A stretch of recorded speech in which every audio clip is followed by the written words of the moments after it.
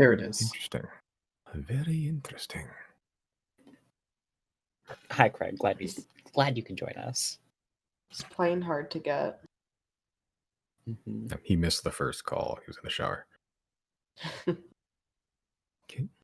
Last we left off, you guys crossed a chasm. Mined some ores. Found general strange things within the Underdark. Some dark vision enhancing moss. And you also found some elemental creatures, Zorn, that apparently have been hobbled in some way through magic fuckery, which you promptly freed. And appreciation gave you a fuck ton of gold. Also found the Padawak brothers, Takeshi and Poki, who led you to the Deep Gnome town, hidden from anything else within the Underdark, Senlumina.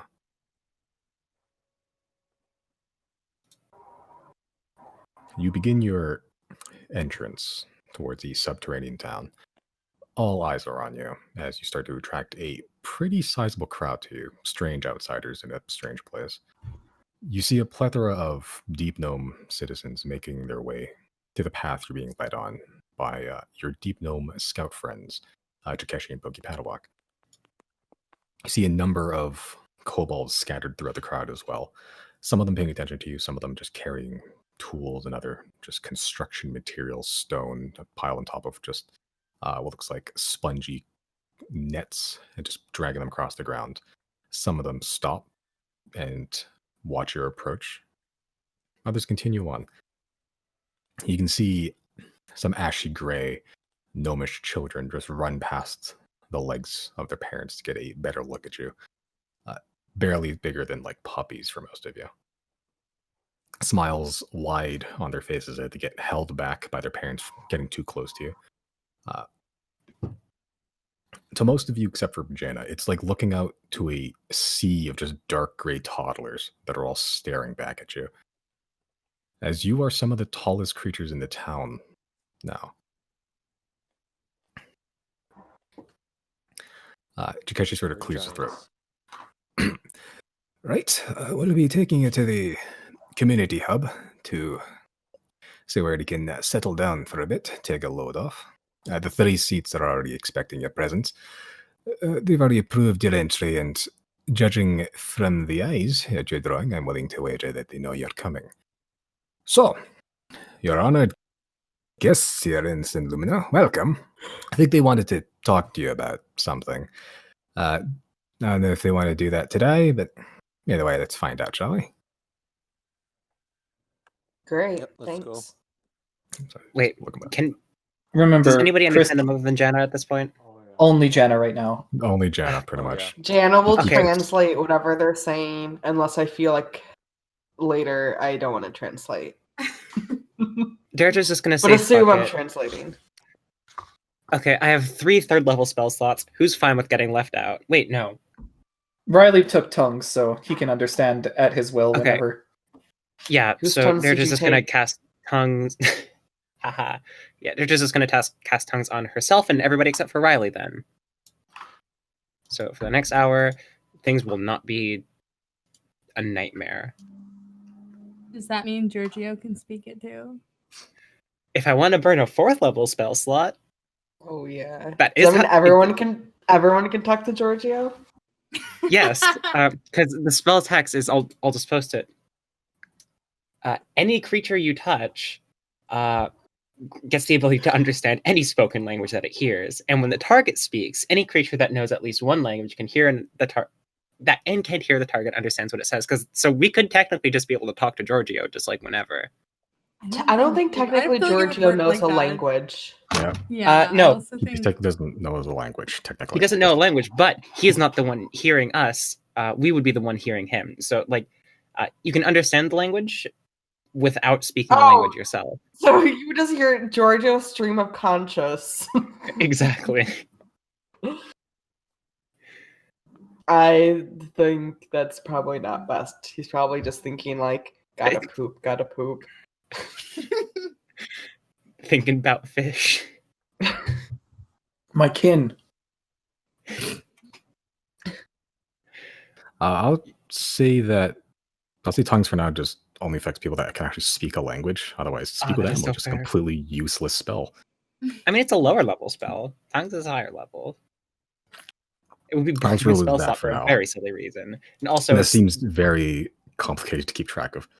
absolutely, yeah, it's just a nightmare logistically. And that's not a thing we're doing anyways, so it doesn't even matter. Yeah, I don't want another like thought in my brain to keep track of just for that. Yeah, so tongues, I'll say it allows you to understand any spoken language and also speak that I think about. Yeah, you can communicate perfectly with anything that speaks a language. Beasts, unfortunately, not one of them. Yeah. Sorry for derailing, Simon. It's okay. Janet's where gonna am turn I? to George and just be like, "I understand. We're still fine. I still got Gosh. you." I love her like, Georgia yeah, can hey Simon, understand let's have a shorter session today, Simon. And then just this. 3 hours bear role play. Talking to Sure. Georgia. Yeah, whatever you guys want to do. See how far we get into. I'll see what's a good stopping point. I'm holding my translation until we're in front of the lords. Okay, yeah, that's Just in actually probably a case. good idea. Just Yeah. like next time an important conversation is about to happen is when I'll do it. So just so we're not wandering around town for an hour and it wears off and we're just stuck.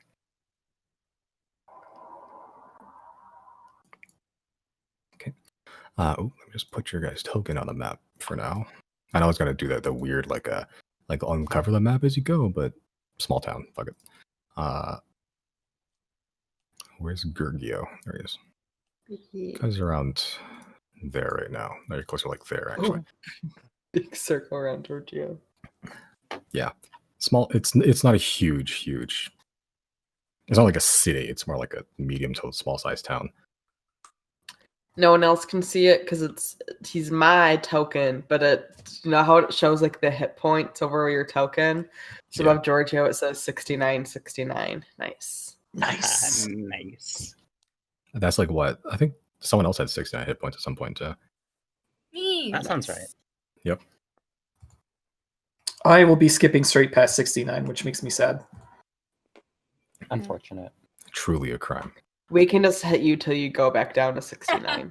True. Yeah. Every day, like a morning ritual.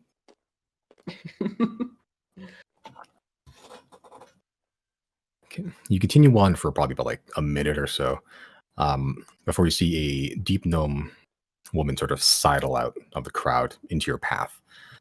Older, with like noticeable age on her face. Wispy white hair just kept wild and loose, about shoulder length. Kind of looks like an explosion just hit her and it just never really fixed it. Dressed in like really old leathers, like really old. They've seen a lot of wear and tear. She appears to be cradling a toddler in her arms that's latched onto her head like a koala, and approaches your guide Jukeshi and begins to say something in undercommon to you, which Jenna, you would understand. Sort of goes, "He's missed you, you know. Kept crying when he realized you were gone at first. Had to keep singing to him till he came back." The woman transfers the child over to Jukeshi, who lifts this toddler in his arms. "Oh, how are you, my little explorer? You kept crying, did you? Well, Dad is back now. Don't worry, we'll have lots of playtime now. Sorry, Perky, you think you could take the kids here to Alberta? Gotta keep your nephew entertained for a bit. Come on, Zen." The Zoran that's been following Takeshi begins to just leap and bound after him as he and the woman walk into the crowd, disappearing from Janna's sight. Everyone else can see him like slowly shifting away. Pogi responded in a small, quiet voice. "Yeah, no problem. Follow me." As he sort of very slowly just backs away, bumps into someone that he didn't really see, and then quickly just begins guiding you up the sort of trodden pathway. No formal roads or anything, like no brick or cobblestone is constructed. Just a well-trodden footpath that has left grooves into the stone over just generations and generations being used. still drawing attention to yourselves as you guys are taken along past the spherical homes that litter these streets. For most of you, the domed buildings vary in size and height. Some of them reaching about your height, some of them smaller, some of them taller. For most of you, if you jump, you can see clear over the roofs of most of these houses and buildings, giving you the feeling somewhat of being like a titan in a town. As you get sort of deeper into the... you get deeper into the city, or the town, you eventually start to notice piles of stone. Not houses or buildings or anything, like constructed with doorways. Just piles of stone. They're domed, like the buildings, but not smooth, almost like it's unworked. No entrances or anything built into it. It's just like a mound of gravel. These decently sized piles become more and more prevalent the further you get in.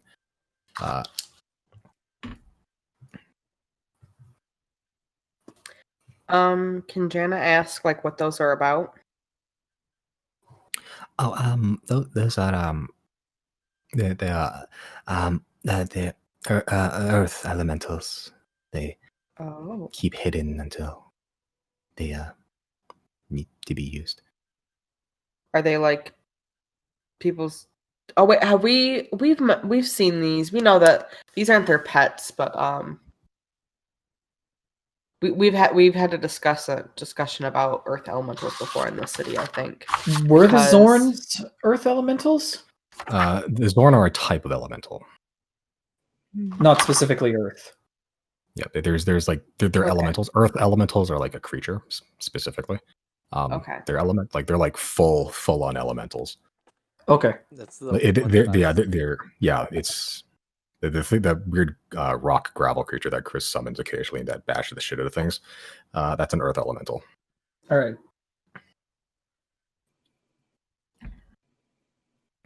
We Well, haven't sorry.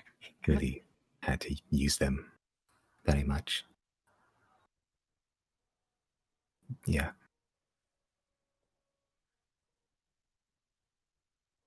Anyway, What do they do? they sit there, and when anything just comes into the city, sometimes they'll walk up and hit it. Okay, like a city defense system almost. Yeah, I guess. Is everything Jana's- okay? I'm sorry, I didn't quite catch that. Is everything okay? Yeah, it's I just never seen anybody really outside. Okay. I would like to mention, like, hold on. Are we like walking or are we like in a cart? You're just walking. Okay, they're just kind of like float occasionally. Okay, like you're doing like a zero gravity long jump occasionally. Yeah, like just occasionally Deirdre just does the ghosty thing. Okay. Just for fun. For flavor. As Jana's talking, Zero's gonna elbow Riley and like mime being Godzilla, like stomping on the buildings, like they're just gonna like they're gonna try to hide it from Jana and Pokey, but they're gonna be behind her back, like acting like they're stomping on the Riley is going to motion Zero to stop. Like, hey, don't scare the townspeople. They're gonna. They're... well.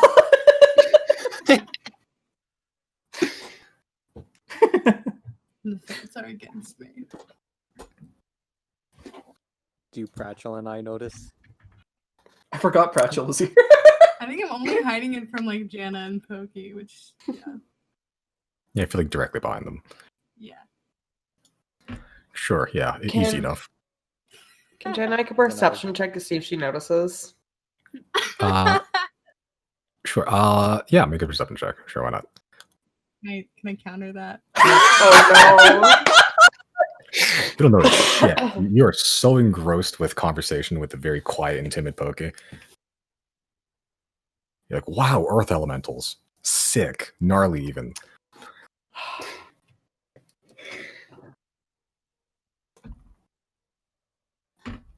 Like first roll, natural one. First roll after 3 weeks. Love that Get it for out of the us. way now. Yeah, pretty on par for us. That's totally on brand. Okay. As you continue walking a bit further, you actually find yourselves at a crossroads of sorts. On either end of the crossroads, like sort of in the corners between the roads, you can see 2 statues, one on either side, made of very rough and unworked stone, about the same size as a human. Standing on both sides, no facial features to them whatsoever, no fingers. It's a very rough detailing of a humanoid. They look like these creatures, these statues, have like a bit of armor sort of stapled onto them, like little metal bands and like a helmet, pretty much. And it looks like one of their arms sort of ends in like a large, like hammer-like club of stone, almost. As you pass by, it almost looks like the helmeted heads sort of just turn to watch you as you pass.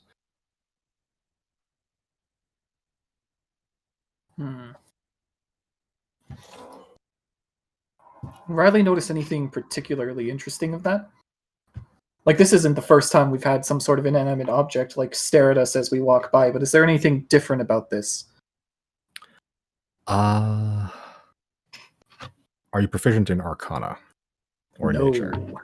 Yes. Make a Nature check. Ooh, that's good. Okay. You gather that it's, given the fact that like there's, you're told about Zorn, and you were, and you would be aware of the presence of these, the Earth Elementals after Poke mentioned, and I'm assuming Janet translated. You gather that these are some sort of elemental type creature that's been like stapled into like a pseudo suit of armor. Especially as they're like sort of turning their heads to watch you. You guys aren't the stealthiest, most subtle bunch in the group right now. Stapled, you said. The way you worded that makes it sound kind of what's the word? Unethical. Which is ironic considering their very ethical treatment of the Zorns. Riley's going to ask Jenna, "Hey Jenna, do you know if the deep gnomes are okay with what's going on with these statues over the year?" Are they? You guys Poke. Mm-hmm. Those are we call them the twins. That one is Uba. That one is Yuba. They're made a long time ago with some help from the dwarves. They made the armor, and we had some of the earth elementals sort of fill in the gaps.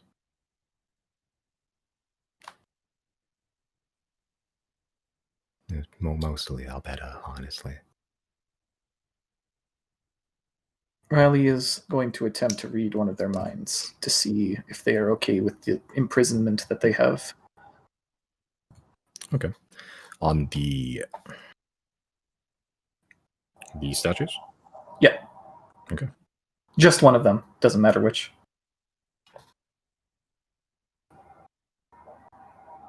Okay. Okay. The surface thoughts, you don't get a language or anything or like specific wording. Right. You do get the surface thoughts are one of them is at least very intently watching you. Hmm.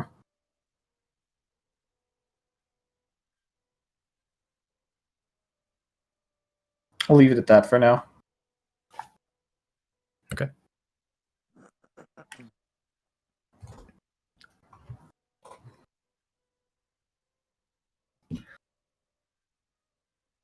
Okay. After about 10 minutes total of just walking, wading through some of the crowds, you arrive at a large courtyard. Well, large for a gnome at least. Generally uneven in shape. It's not like super symmetrical or anything. But in the center, you do see a slightly raised platform made of stone with just various rocks and boulders set unevenly around the platform in a ring shape. You see more kobolds here than the rest of the town. A lot of them seem to be just milling about a tall, rectangular building with a sort of like reptile claw insignia made of bone on the front of it. You see two other buildings here as well, almost directly next to each other. One that's more triangular in shape, sort of like a pyramid, like a four-walled pyramid, studded in glowing crystals or gems. The other is a dome-shaped building, not like the ones you've seen just walking around this whole time. It sort of has like a green cloth wrapped around the whole circumference of it, like a Christmas present almost. Other than the increased kobold present, there appears to be a decently sized gathering of deep gnomes around the pyramid-shaped building with the crystals. There appears to be some sort of clamoring around it, not unlike a mob. Pokey sees this and just goes, "Oh, that's not good." And he begins slowly marching his way over there, sort of just looking back at you guys. See if you're following.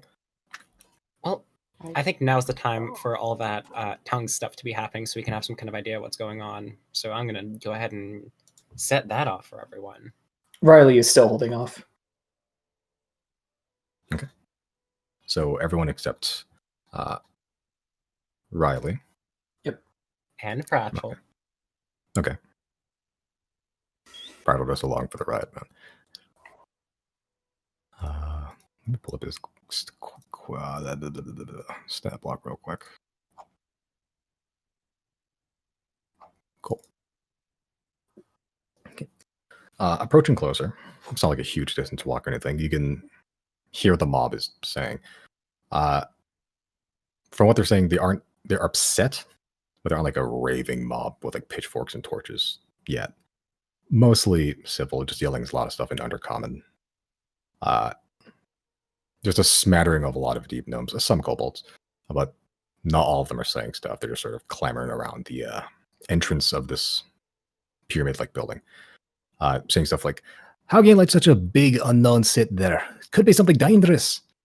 Are you just going to let Raga's death be in vain? Something to be done by this? Will this go unanswered, Alberta? How am I supposed to know if my children are safe?" Just a lot of that. A lot of questions and clamoring. Mob is vocal about their concerns, seemingly, whatever it may be. As you approach a lot closer with Poggy, slowly, very steadily decelerating towards it as he gets closer and closer to the mob. The frustration you can hear stops and is filled more with like shock and awe. A lot of confusion seeing your group suddenly appearing, being as tall and obvious that you are in this town. Just smile and wave. Yep. Can birds smile? Doesn't You can matter. attempt Smile to. and wave. You can open your Can I- mouth slightly. Can I roll to smile? Make Maybe a like- dexterity check, sure. I was thinking more performance. You'll be using your mouth muscles specifically. Okay, let's roll dexterity then. Yeah, the beaks of birds aren't exactly the most flexible things in the world, unfortunately. There's some give there, but like not a whole lot. Not enough to make a like smile face. Just mouth slightly ajar. Yeah, maybe with some practice. We'll get there. Pokey sort of looks at the mob and just very quietly under his breath saying, Sorry, passing through. Sorry. As he slowly squeezes between the crowd, which slowly parts, especially for the bigger of you, making way to the building as you follow. Eventually, you do make it to the building, and you're greeted by a stone door. There is the imprint of a door in the building, but it looks like it's like fused shut to the building itself. Upon Pokey actually arriving there, the door begins to slowly sink into the ground, just almost of their own volition. No doorknob or anything, just separating from the walls to do so, revealing the interior to you. Pokey ducks in.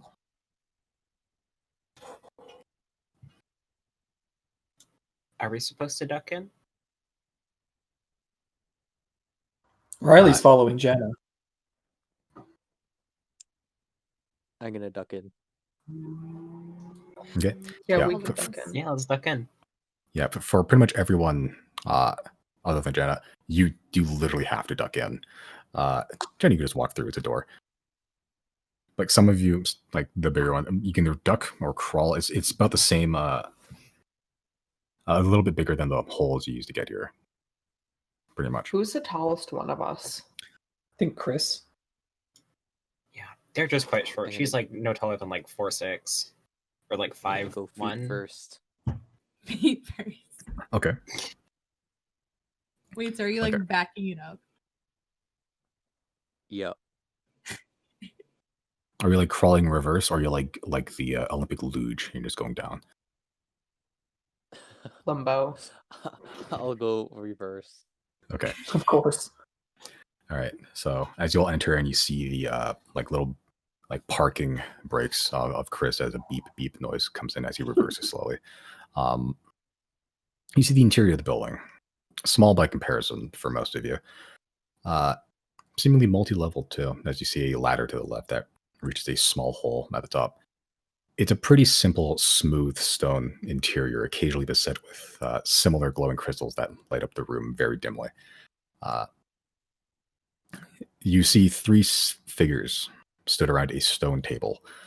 You see an older, deep-gnome woman with stringy white hair, upright, with years of not washing, it seems. It's just caked in just dirt and just long, dried sweat.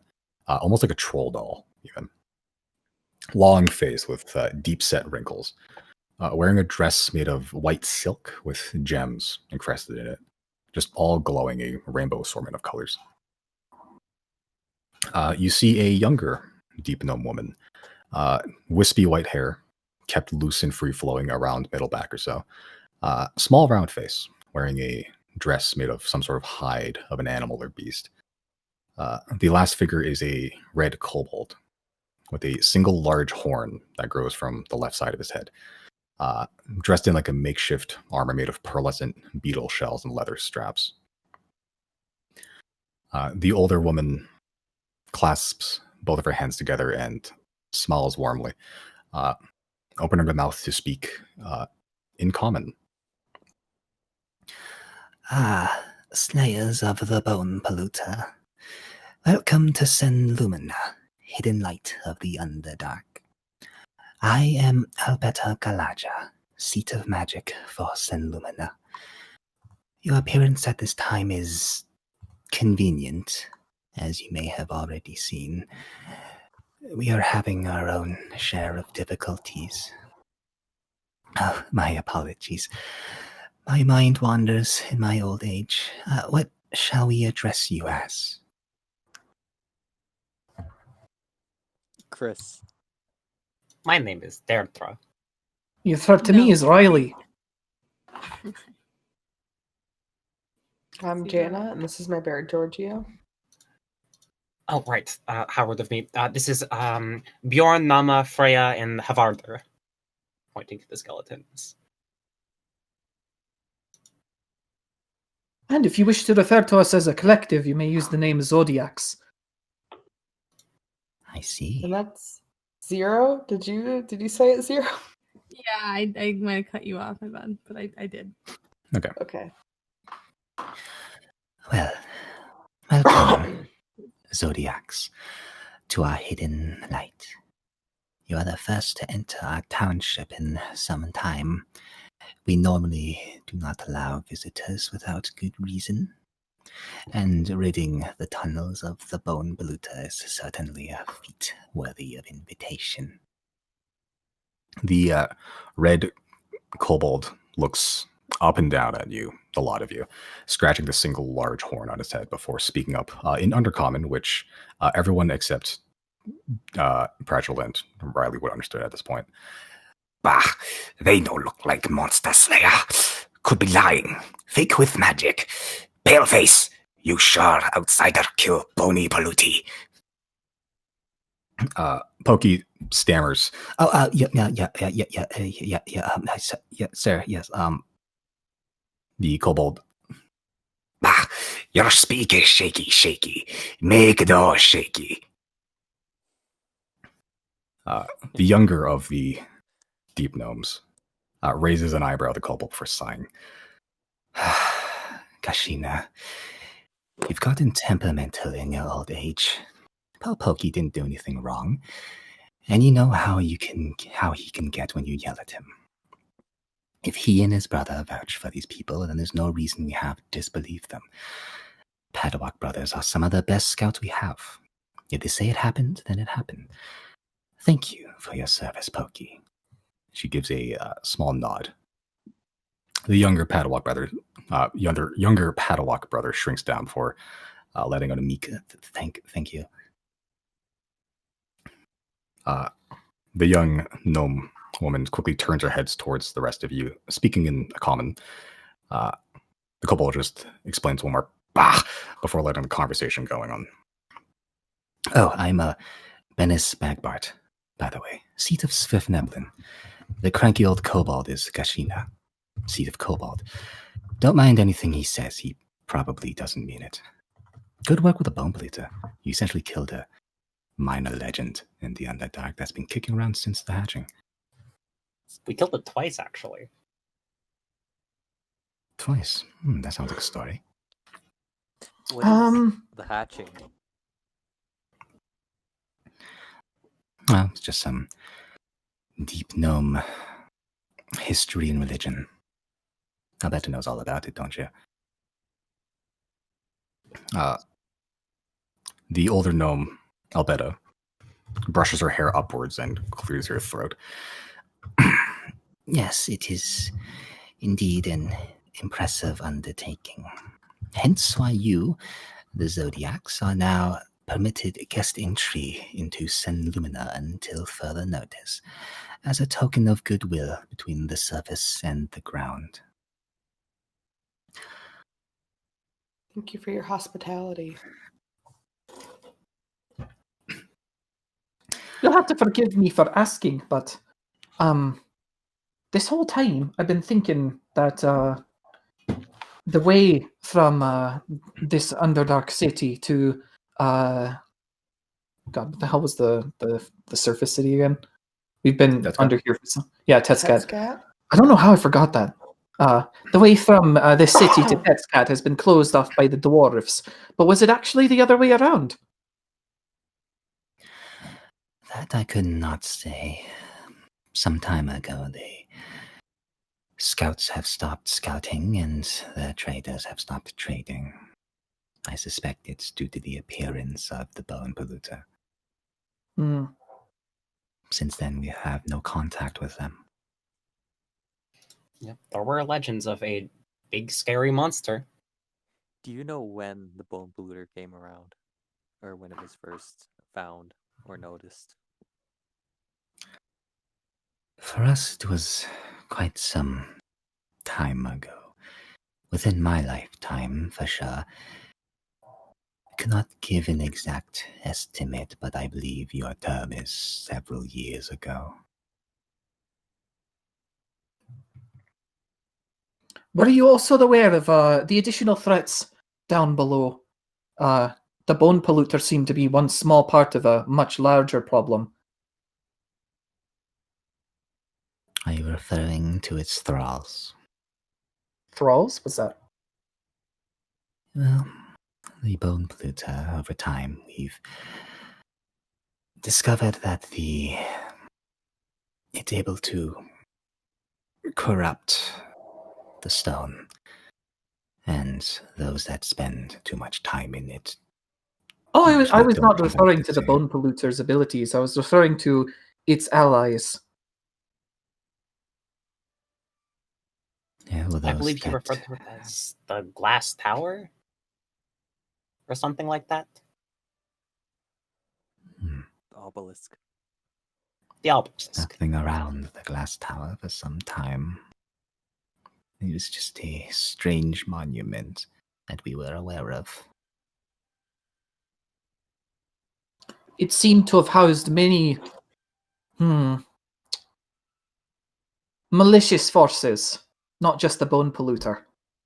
We managed to dispatch of most of them, but the one did get away and probably roams the Underdark yet. We know not if it has the resurrection capabilities of one of its former allies we downed, but Well, no, we didn't. That one got away. It escaped through the tower itself, and then the resurrection spindly one? got away. Yeah, Yeah, the spindly one got away. That one escaped. The spindly Oh, one got away, hold on. I and the gotta other go one through it teleported away. Be right back. Okay.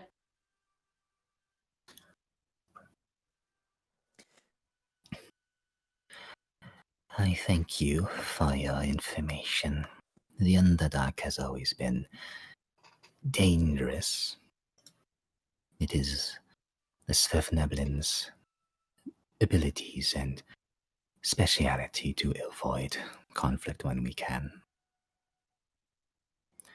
Regardless, it is well met to be within your presence. Of course, our gratitude is not our only method of thanks. Tell me, it has been some time since we've last had contact with the surface. Is gemstones and metals still a viable source of bartering goods? It indeed is. We surface Yes. dwellers do like our shiny rocks. Excellent, then. Albeda sits down on the just bare stone floor, her gem-heavy dress weighing itself down. She mutters something under her breath as the gemstones embedded in her clothing begin to glow a deep blue. She touches her aged hand to the ground, and it sinks in like water. There's almost like a small ripple effect as she's sort of just shifting her hand through the ground. When she retrieves her hand and pulls it out of the ground, you find there's a decently sized blue sapphire gemstone in her grasp. She puts it on the ground and repeats the process 4 more times until there are 5 gemstones. No, 6 gemstones technically. Pragel's there. Zero sweating. Roughly equal in size, just deep blue sapphires on the ground. The woman stands up with some effort and smiles as she hands each of you one of these gemstones, like she's giving out Halloween candy. Love Halloween candy. Thank you. Please. Yeah, thank you. Take these Thank for you. keeping our beloved scouts safe. Though I wish I could allow you to go about your business within the town at your leisure, there is something else we have to ask of you. It is a timely matter. What, you need us to go and like beat something up or what? Potentially. We don't know the specifics, which is why we would like to ask you to investigate. Both the younger deep gnome Bennis and the kobold Gashina look towards you all. Bennis with a sort of sullen look in her eyes, as if like she's remembering something painful. Gashina squints with a look of scrutiny, as if taking your measure. Bennis is the first to speak. There's been an incident that caused some ruckus amongst the populace of the town. Both the Svirfneblin and the kobold are uneasy. A few sleeps ago, 2 of our youngest scouts in training, Raga Opop and Tato Po, went out to explore the caverns without following proper guidelines or procedure. They left without letting anyone know, as they knew they were not allowed to explore the caverns yet. But you know how foolhardy men can be. And, well, Bennis Sister, is... do I? her head begins to look downward. The kobold Yoshino finishes her sentence as best as he can in common. First time that you've heard. Tato come back. Only Tato. Tato say he and Raga find long room. Room has glowy that shoots glowy at Raga. Tato think Raga dead. Tato come back pants shit scared. Tato say long room is very close to Lighty Hide. We no find from any time. Tato say loud. Too loud, much. Now all kobold and Sverfnebel our pants shit scared. They scream yell at us. Scream yell to do thing. We hear you kill Bony Paluti when Padawak Bro came back. We think you may be stronger. And if you die, you no live in Lighty Hide, so I no care. You said there was an orb? Room A has long room? glowy. Long room. Okay. Long room close to Lighty Hide. We no find. If I may, could you bring in this Tato, or perhaps summon him in some sort? I can peruse his mind for details. Hold on. How long ago was this also? Yeah, few sleeps ago. Well, I will say, they're just going to pull out one of her diamonds. If you can give us a rock like this, and we can find this potentially very dead gnome within the next 3 or 4 days or so, we could bring him back if he's dead. I'm quite the accomplished cleric. I'll make a perception check. Okay. Perception or persuasion? That's not persuasion, excuse me. Persuasion. Bip.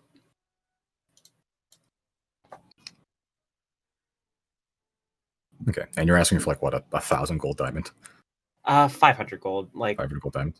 just in case. Like, if they don't want to give it to us, that's fine. Like, if we can just, like, basically, if we can get the body back here in time, is what I'm trying to convey.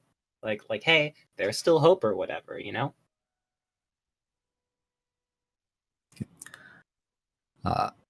Abeta looks at you and, Well, frankly, we don't know if he's alive. But if you are willing to investigate, and if you find his body, then we will be happy to provide this for you. Awesome. It's been quite a while since I have brought back that which is no longer here. Would love to flex that a little bit. Would I know anything about a glowing room that shoots glowing things? make a... If you're proficient in Arcana or History, make either or. Okay.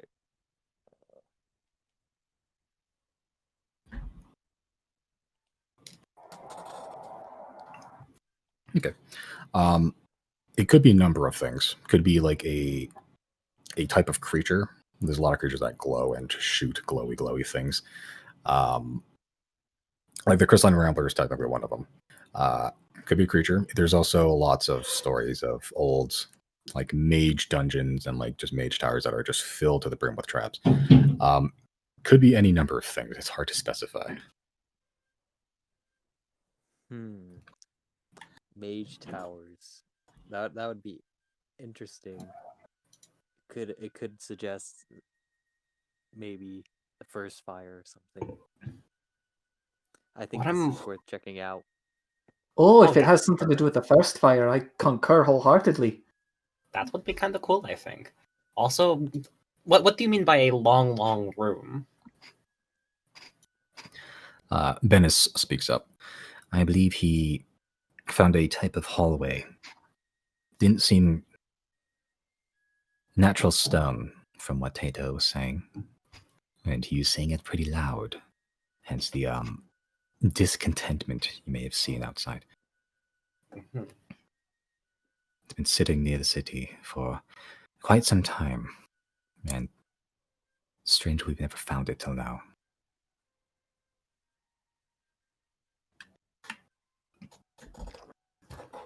Well, I'd be totally down to go and check it out. Y'all? I would like to have Tato summoned so I can maybe get some more details first, but if I find anything substantial in there, be beneficial to our investigation, I believe. Simon, how many days ago was the whole obelisk fight? Let me check. It's weird to me that they just said I think it was 3 days ago. Yeah, that's why I'm like, it's weird that she said that. It's weird that they just noticed it.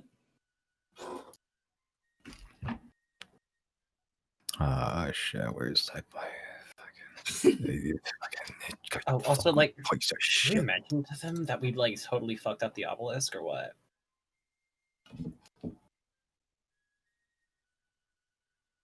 No, actually, I don't have my time map. Hold on. Curious, I didn't pull that up. Fuck. All right. I think it was 3 days to the ravine, and then another day or two to the city. It's been about 3, almost 4 days since you've done the obelisk. Okay, interesting. Okay.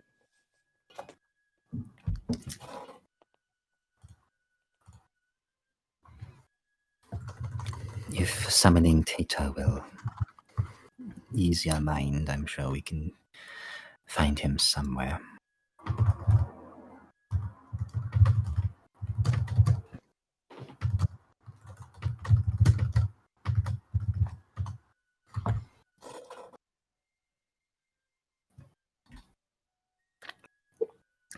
Okay. At this point, Bennis leaves the building. Sort of stops at the closed door, just waiting for it to go down. Looks back to Beta. Right. And Aletta sort of waves her hand, and the door slowly proceeds into the ground. About 5-10 minutes later, in the meantime, Beta just goes, Is there anything you would like to ask in the meantime while Bennis retrieves Tato? Would you know of any magic shops around here? We do not usually sell many things, we usually share. Senlumina is a collective city. When one thrives, we all thrive. Hell yeah. That's what I'm Love that. fucking talking about. Yes! They're just gonna retire in Senlumina. Hell yeah, communist gnomes, I'm all about it. But yes, I second this the world motion. unite. One of my reasons for coming here was to secure. You have these magic spell storing rocks, gems, whatever. That I've That is heard rumors about. something that I can create. It was of some import to various members of the dwarves some time ago. Seems they place high value on magic as well. Have not created any some time. Though, if you wish, I can attempt to the process of creating one. That sounds cool. I'm a fan of that. It will take some days to do, and it is a little difficult to focus when there are civil duties that must be attended to. Totally But fair. if you choose to accept our request, then I should have it ready by the time you come back. Works for me. This question is of less importance, but what do the citizens of Senlumina usually do for food? Is there a river nearby? Perhaps fishing could take place? We have a big lake. It's the main reservoir of water we have in the city. Occasionally there's some fish in there. We Hmm. primarily grow our own food. We eat the fungus. We trade some inedible goods to the various myconid colonies, and they're very gracious enough to allow us to. It sounds wrong, but to feast on their flesh. Hmm. Should you grant me permission, I could perhaps contribute a little bit to the city by fishing up some stuff in the lake. If that's what you wish, then by all means. We also use it as a communal bath area as well. It's separated, of course. I've dealt with worse before. I think that will do fine. If you're going to drink from Big Lake, use the top pool, not the bottom. Understood. And where would the most fish be found, in top or the bottom? It varies. You can check bottom. I don't usually go there to fish myself. Hmm. No, I'll see what's up then. Why is the bottom not good to drink? That is where the bath area is. Oh, The water flows from the top pool and falls down a little bit to the bottom. You want to gather your water upstream.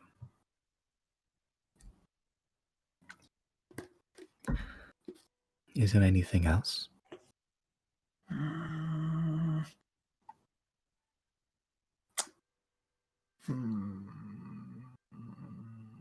Nope. Where can we find our own gems if we wanted to go? I don't know, mining or something for fun as a hobby, just an activity to bring us closer together as a group. There are plenty of locations within the Underdark tunnels that hosts a variety of precious gems and metals. Fantastic. Are we able to have access to those or no?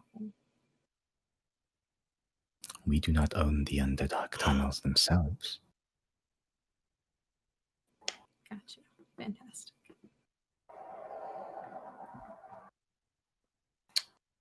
Riley's going to turn towards the group and say, "We should probably never let Tetscat near this place." No. Yeah, it's probably for the best that they're closed up. They seem okay as they are down here. Yes, with their strange funguses. It's a lovely system. I'm almost wondering if we could arrange some sort of trade deal with them where every so often we come back and bring them wood or something in exchange for money.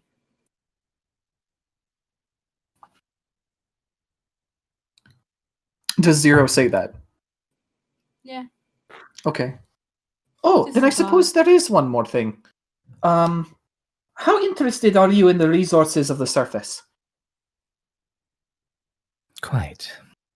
We found that resources from the surface are strange but useful. Wood is the primary thing that we do not have in abundance. You want some right now? Yeah, Riley has Hello? fucking campfire wood, doesn't he? I Let me got check. one bundle of firewood. How much? Fun. Yep, Riley also has firewood.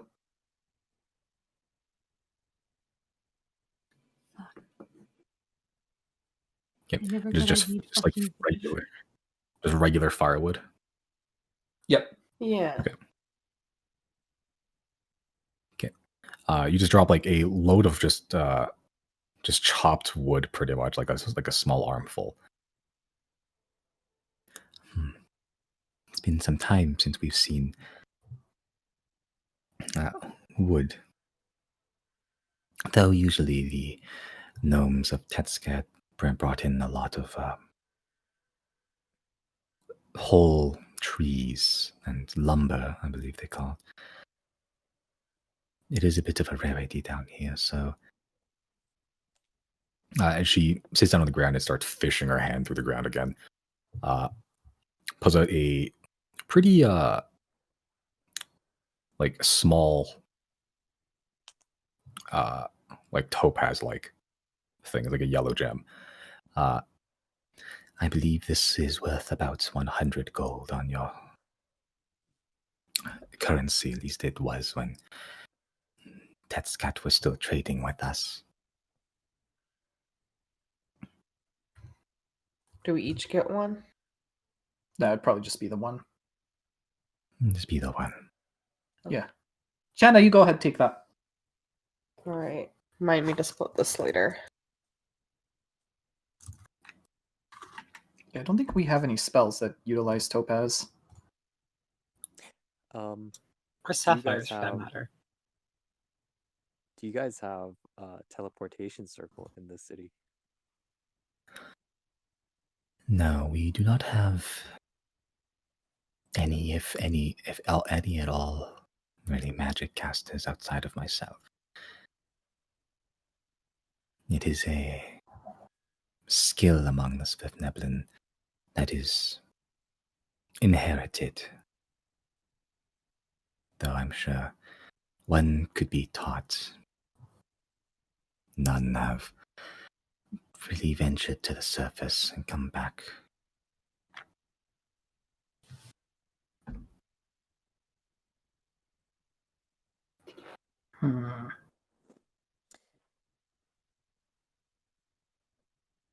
Maybe one day.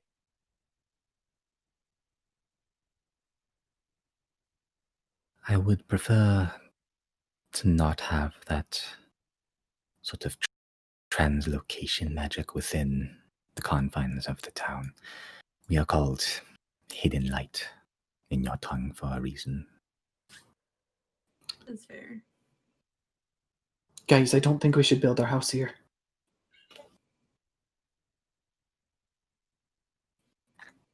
Does Riley say that in front of her? Yes. Oh, on what account? What do you mean? Like, on account of what? On account of For keeping what things reason? hidden.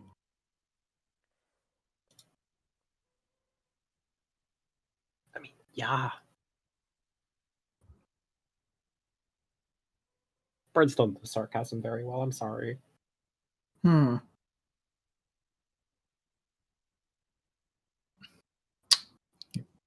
Yeah, I got nothing else.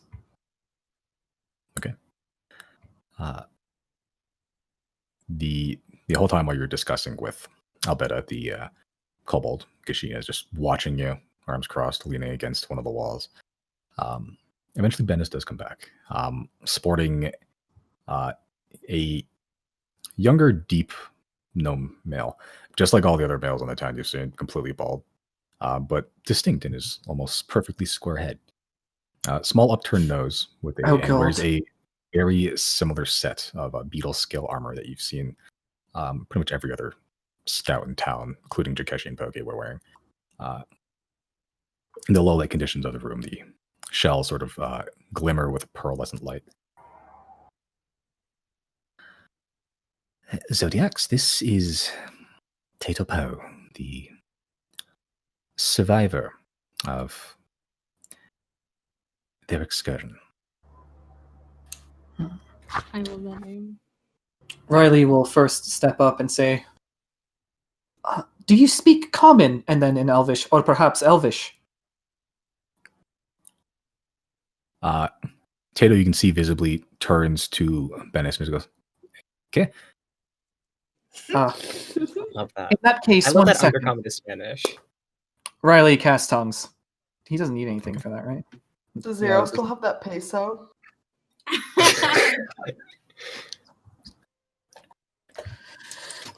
Yeah, once tongues is active, Riley will say, sorry about that. It seems we don't share any languages, but we can at least understand each other magically. So I have some questions for you. Oh, that's really cool. Yeah, right? First of all, we need more information on this whole situation that you found yourself in. Well, it's you know, like being cooped up in the town. So we went and explored, you know, as scouts should do. And we went and found this weird this opening, only like one sleep away. And it was great fun going, and then until a little. Well, we went in, and it was the big long pillars up to the ceiling, and then we saw a bit of glowy stuff at the end of at the end of the hallway. We couldn't really see all the way at the end of it. It's kind of far, and then the Raga had a hole in him all of a The sudden, what? and there's a Oh, okay. and then there's a big beam of light, and he was sitting there screaming his head off, and I panicked. Okay, No, understandable. So you left him. Uh, well, things were sort of shooting us from places we couldn't see. And we're not fighters. We are with deep numbs. We hide and we run. We look at things very good, but fighting is not a thing we do. Do you recall what color this pillar was? Gray. Gray. That's weird. It's a lot of pillars. Supportive pillars. Okay, then I have one last question for you.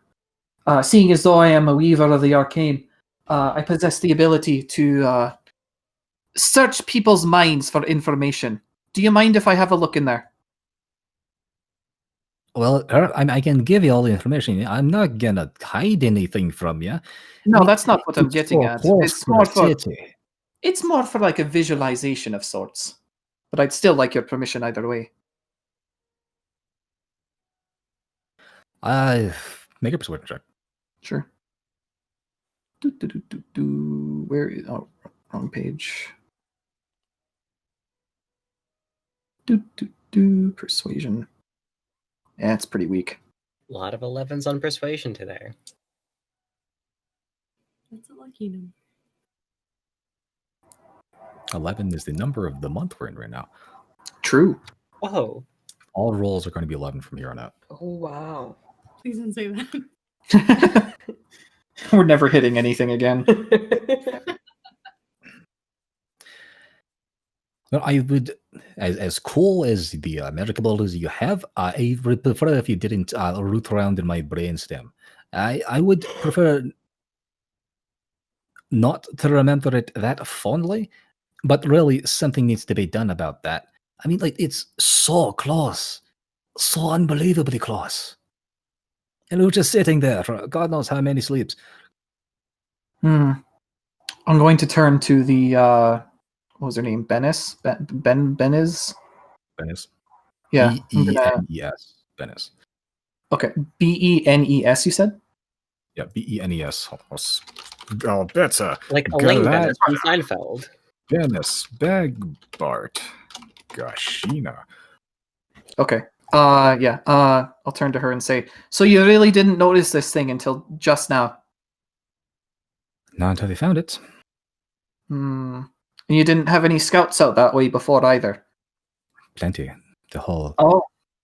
cavern tunnel within several miles, I think you call it, around this town has been completely and utterly mapped. That is very curious. You said they were grey pillars and they were shooting things at you. Does Riley... That doesn't sound familiar to me. Does that sound familiar to Riley at all? Not really. Okay. Like there's a lot of like blue lights like just around, and then like there's one big one at the very end, and then that's where the big beam of light sort of came from, and then Raga had a big great hole in him. Blue Sounds light. like an alien abduction. It sounds almost like the original blue light you said.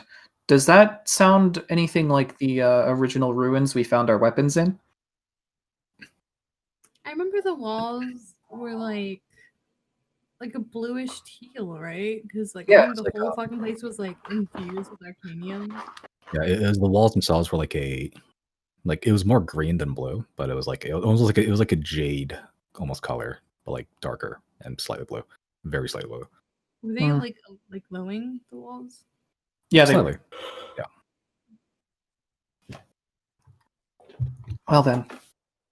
I don't think there's enough information to tie it to anything specific. We're probably just gonna have to go over there and have ourselves a look-see. Now, one last question for you, Tato. Are you willing to bring us there? I would prefer not. Bennis sort of pipes up. You're gonna have to. You're the only one that knows where it is, and you very clearly broke the guidelines of the town, and Raga may be dead because of it. I want to get in. Maybe not permanently. Sorry, I want to get in Tato's face a little bit, not like in his fucking face, but just bend down so I'm a little bit more eye to eye with him and say, "It's the least you can do since you left your fucking friend back there." And I wanna try to intimidate him a bit. Make an intimidation check with advantage, because you are a strange creature that he's not seen, and you're all up in his grill. Huh. You love to see it. Yes, I'll do anything. Yes, please don't eat me. I'll consider. Oh God. Who was with him? Was it Bennis who was saying that to him just now? Yeah. I'm gonna wink at her. Not like in a weird way, just like I'm obviously joking with him. Yep. So she has a like slight curl of a smile as you make eye contact. She sort of nods a little bit before staring off back at Data. Get the sense that this is like a persona that she has of just being pants-shittingly terrifying sometimes.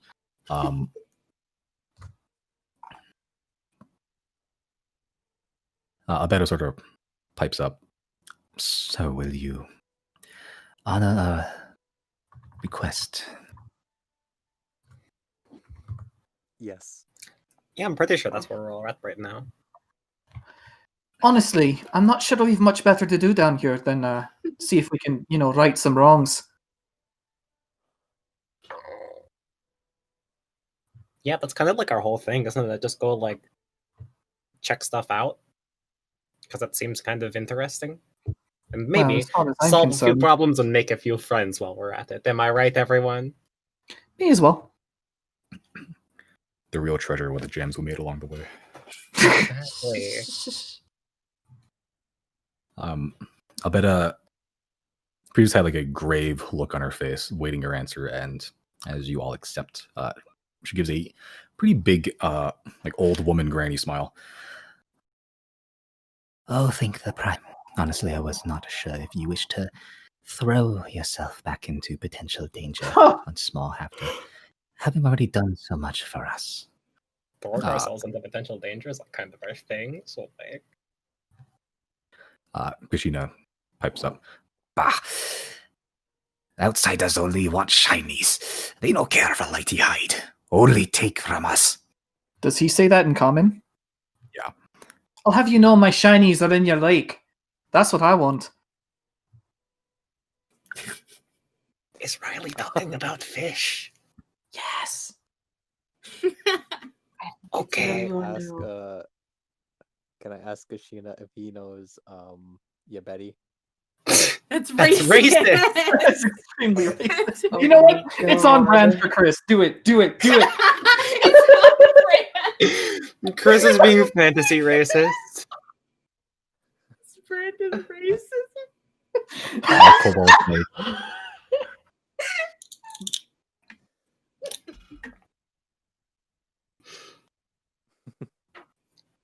Does he? Oh God. I'm just screaming. Oh man, my vision's blurry.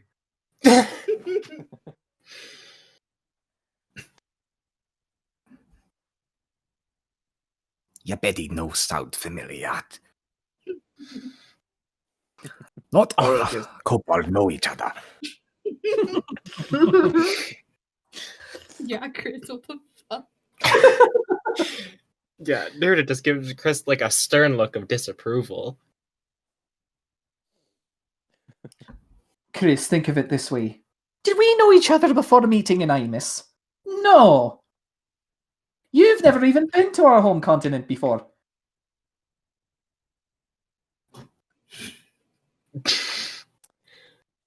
Check your I'm so fucking sorry for my Google. friend's behavior. Might I interest you in the rat in this trying time? And Nerda just pulls out a rat.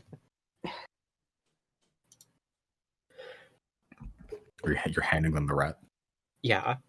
People like rats, right? Rats are amongst the things our scouts will hunt for food occasionally. Neat. This I guy's am trying so hard to not hate us. personally not a great fan. I just got like all kinds of rats in this hat. I prefer the fungus. It goes down better for my digestion. Neat. Well, we wish you luck, Zodiacs.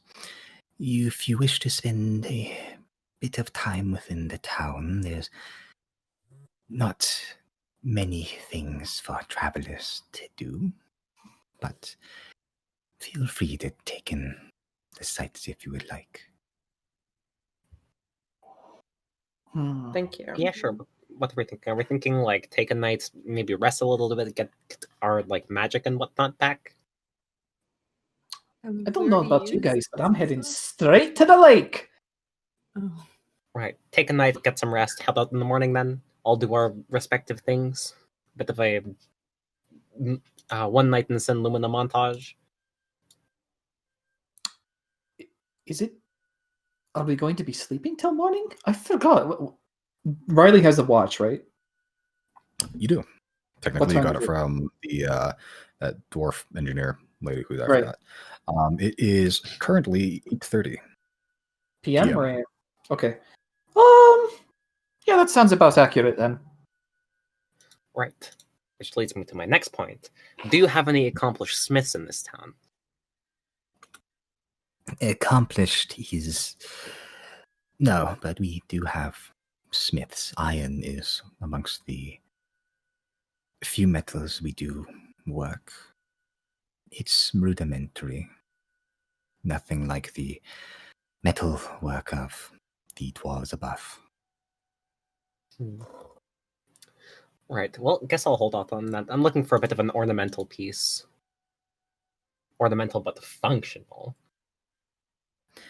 I'm afraid that I believe that will be beyond the scope of the few smiths we have within the town. They primarily make iron spearheads.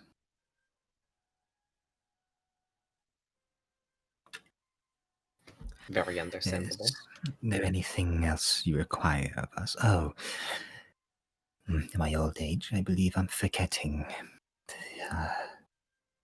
We do have accommodations for you.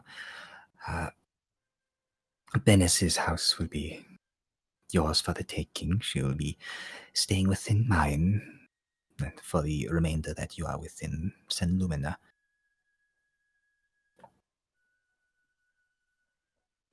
It's very generous of you, thank you. House. Huh? I'm afraid we don't have much in the way of taverns. Not many people. No one really stays here, other than citizens.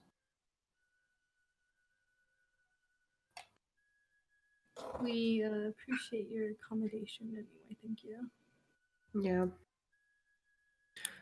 Bennett sort of pipes up. Yeah, needed a change of scenery anyway.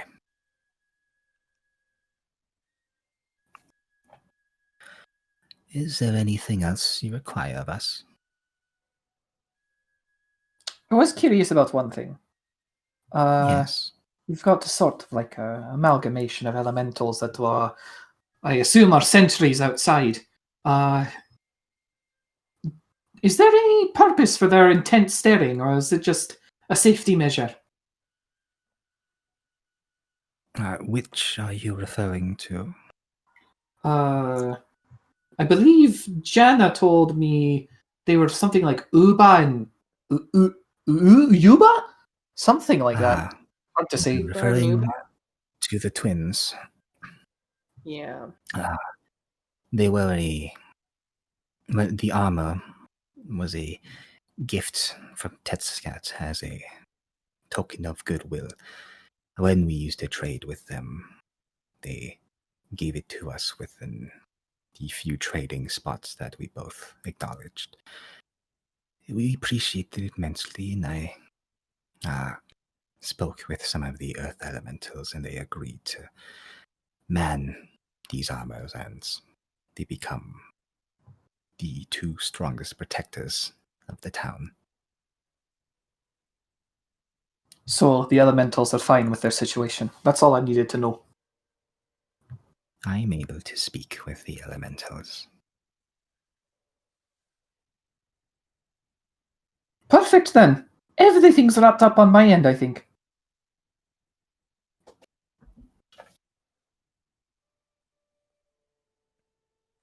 Is there anything else you require?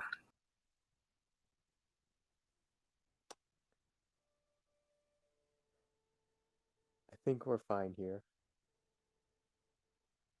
Unless there's a place where I could maybe find scrolls for spells. We do not have much in the way of magic outside of myself. I do not keep scrolls or spells, really. I have my own preparations I can do. All they have in this town is like a Denny's and a 7-Eleven. They got a Walmart a couple years back, and that's like kind of like the center of the town now. Yeah, people hang out there.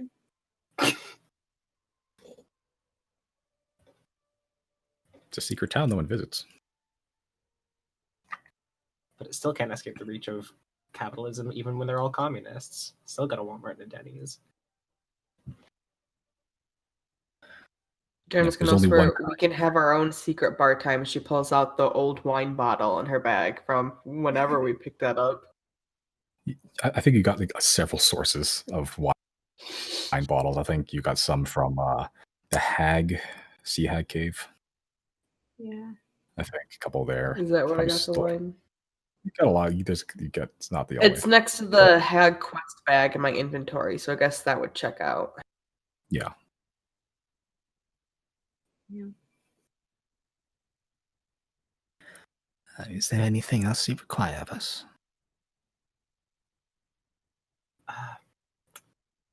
They're just going to ask if there's a nice, like, somewhat secluded but scenic location nearby. Because seeing the sights was mentioned as an activity we can do. Scenic is, I suppose you can check Big Lake. Not everyone needs to drink at the same time or needs to bathe.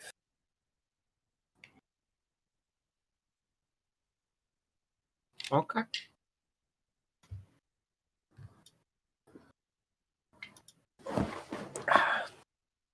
I'm afraid we do not have a lot in amenities for travelers. It'll be fine. If there's nothing else, I will be taking my leave now. Okay. I think that's it. All right. She gives a small bow before climbing the sort of ladder up to the second floor, just out of sight. Bennis sort of looked towards you all. Well, let me show you your rooms for now. Please follow me. Sure thing. She exits the building and turns immediately to the left and goes to like the dome building right next. pretty much right next door. As you all leave, you just see Mikashina just leave and begin walking through the square building, pretty much.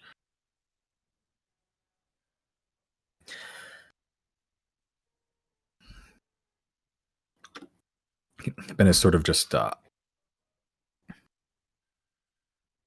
goes to the entrance of this dome, pretty much. It's not like a huge dome. And all there is really just like these weird, like, it's like those, what are those called? Those like beaded curtain things, pretty much as a door that people put aside as decoration. It's pretty much just that, but it's like made of like a fungus that's been like knotted every so often. She walks in. There's no door, pretty much.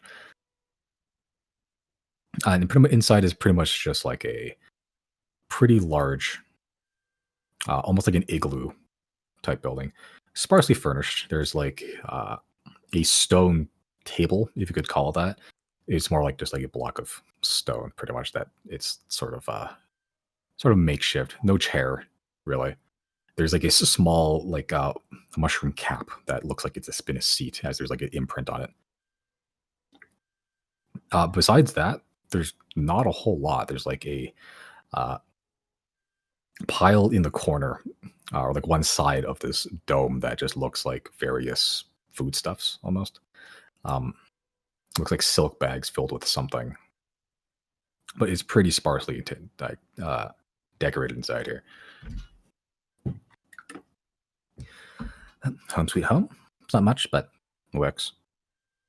This is house, home, and office.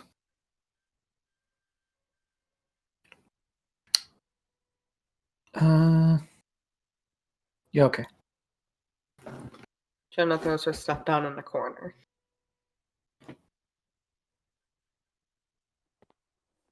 Riley will Sorry. also set down his fish stick git. Sorry, We it's have, not much. It's we live pretty sparsely in the town. Minimalists. It's alright. It will be comfort knowing that not every step we take could be booby trapped like the last place we stayed at.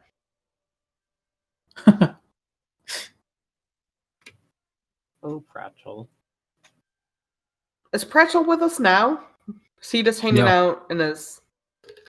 Yeah, he just been following you guys. He couldn't understand shit, so he's just been sort of just like walking around looking at things.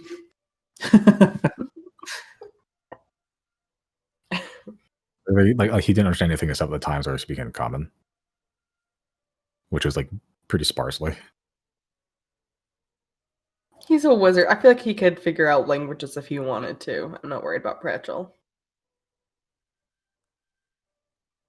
Right then. I'll tell Pratchell we're gonna be doing a quest. Oh boy! Will there be princesses and dragons? Maybe. There's the possibility. We're gonna go to a glowing room. That just sounds like a normal room, but with a candle. I mean, he's I not think it wrong. shoots things. That just sounds like my room. You've become boring, Chris.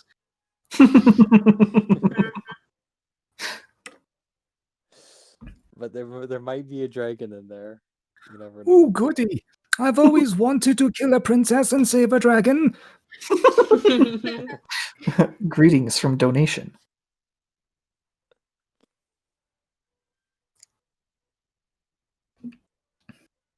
Are we taking a rest now? My feet hurt. I'll be taking my rest over in the lake. And I'm going to motion to Bennis and say, do you mind leading me there?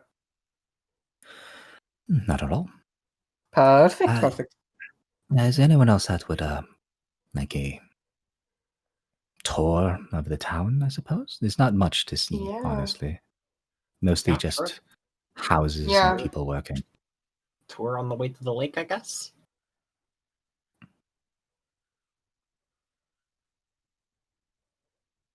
Simon, can we get some different music? He just changed it. Yeah. Oh, mine hasn't.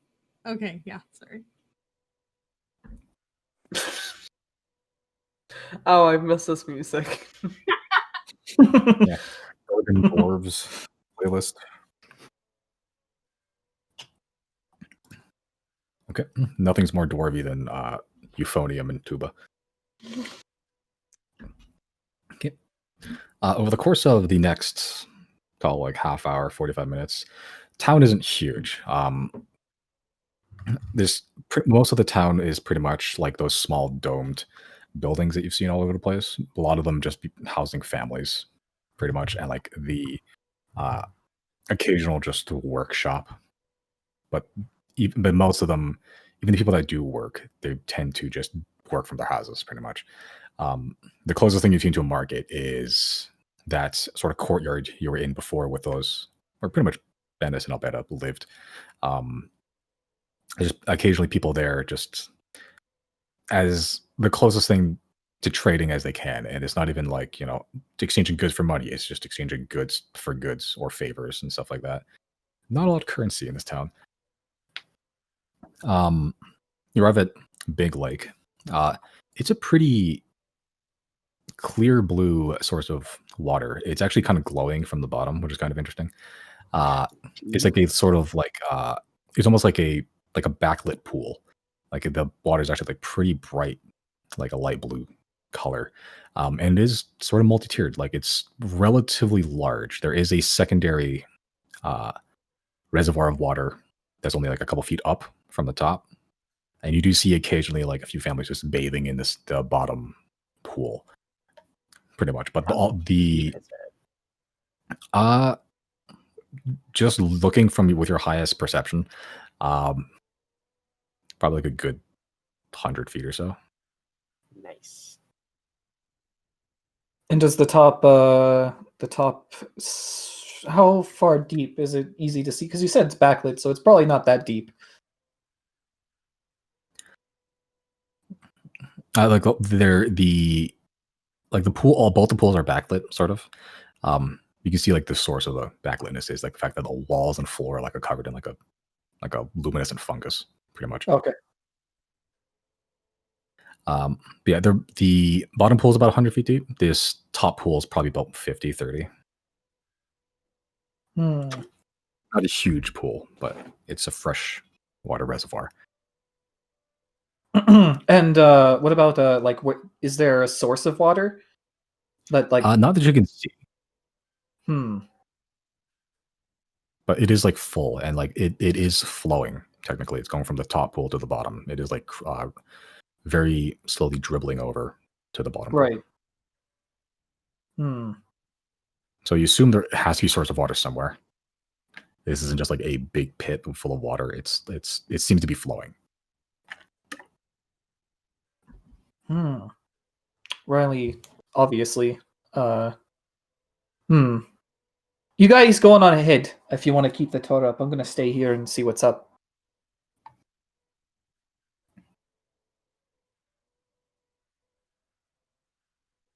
Okay. Okay. Yeah, you're just going we'll to move finish the forward rest of the tour, then come back to the lake.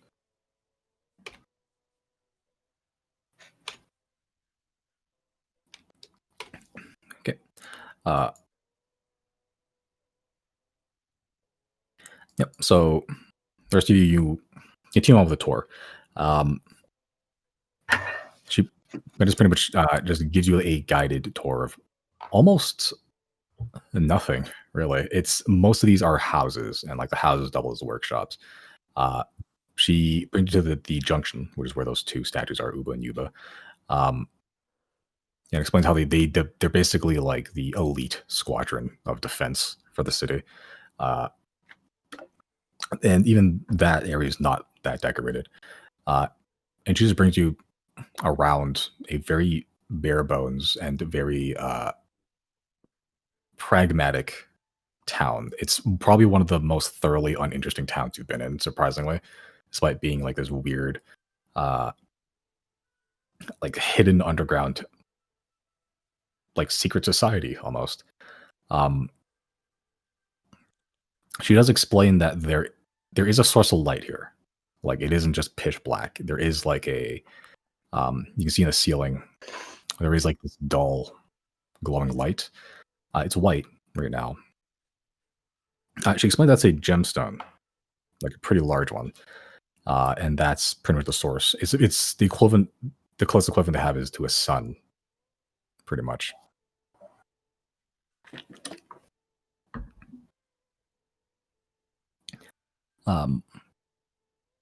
Yeah, she brings you to the main living quarters, pretty much, of most of the citizens here, which are just straight up called Svirfneblin.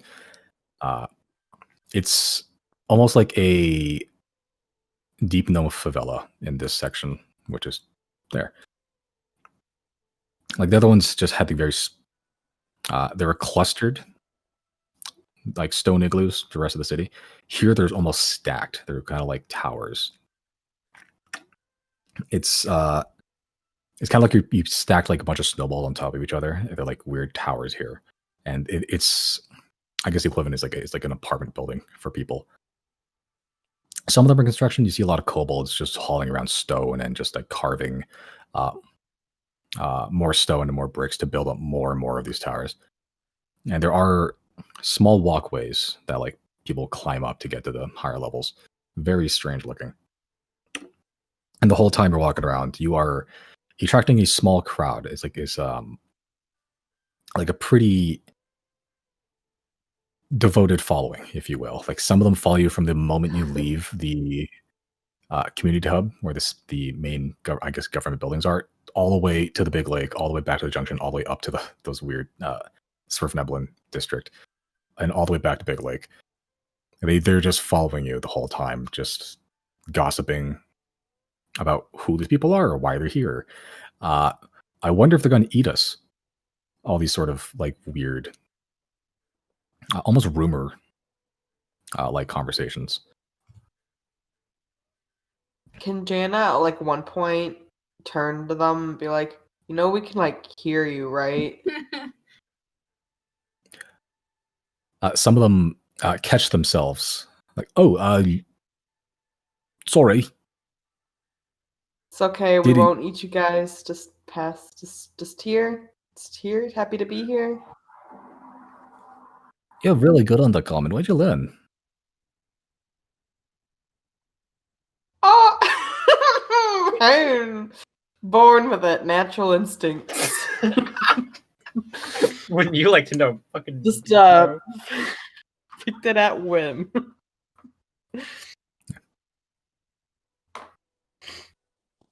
Maybe she's born with it. Maybe it's Maybelline. Mm-hmm.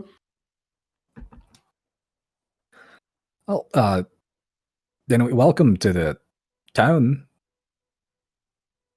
Whoever this is, she'll extend her hand and be like, "Name's Jana. Nice to meet you." My name's Maybelline. Nice. You are also born with it. I won't tell you guys not to gossip because I know how towns work, but as long as it's not hard, we are not going to eat you guys. Hope we put that to an end. While she's saying this, I'm pointing to Giorgio's mouth. Like, just get in. Giorgio doesn't get it and starts like gnawing on Chris's hand, thinking he's playing. Yeah, Chris, it's thoroughly uncomfortable, considering how sharp Giorgio's teeth are now. Like, it's like soft gnawing, but like Giorgio's teeth is like razor fucking sharp and is like shredding skin immediately. Yeah, I take my hand out. Zero teases Jana and they're like, tell him I'm gonna give all the kids knives. I'm gonna give knives to the children. Do you guys still have the language spell up? I common. I say this in common. I'm pretty sure tongues makes it so that everybody understands you anyway. Yep. Like, you don't have the option to turn it off. Well, Zero doesn't know that, so they said it. Oh, anyway. Yeah. You're gonna give knives to everybody. It's the communist way. Knives for everyone. I mean, we could always use some good knives. Only the Can I have a kids. knife? Zero, do you have a knife? No, sir, Yeah, you can't sure. have a knife. You're not a child. Yeah, women and children only. Sorry. Yeah, I guess like they knew it more than us. All right. Well, you'll probably see us around. All right. Hard well, to miss us. I'm gonna keep following you guys if you don't mind. All right. Just don't tell people we are going to eat you guys. That's not true. Or Just is tell it? people you're gonna- We're not. We're not going to eat you guys. I'll take your word for it then. Thank you. I suppose. What's the surface like? Like the whole time, like even though you're like desperately trying to get out of this conversation, he keeps coming back to pester you. Now that you've established a Those are rapport. contradictions. Yeah. Yeah. The surface is pretty bright. Sounds awful. What season are we in right now? We're in. Haze. Haze? Still, Yeah. There's still fucking hot. seasons.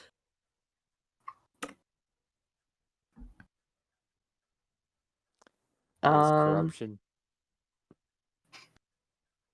Yeah, you're better off down here. Yeah, honestly, if I would be taking my chances with the bone polluter. Things are just not great up there right now. Like, what with all the blasphemy and whatnot. That's a good question. Do you guys have religion down here? Yeah, we worship the prime elementals. One of them, technically. Oh, that's No, Spawn fun. of no the world. 10. What's a 10? No 10. Good. A 10. Don't forget about it. Not real.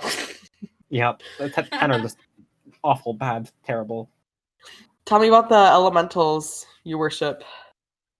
Oh, well, we're all comprised of 4 base elements.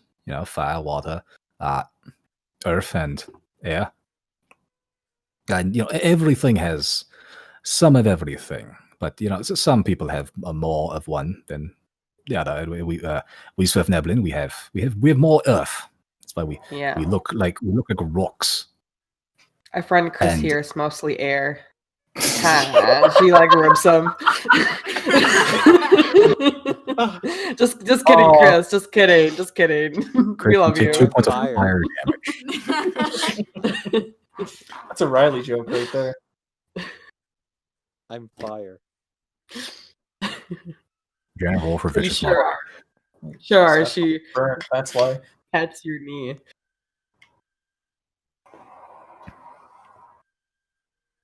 But yes, different elements. I take it you guys are Earth. You worship Earth elementals down here. I see there's a couple around.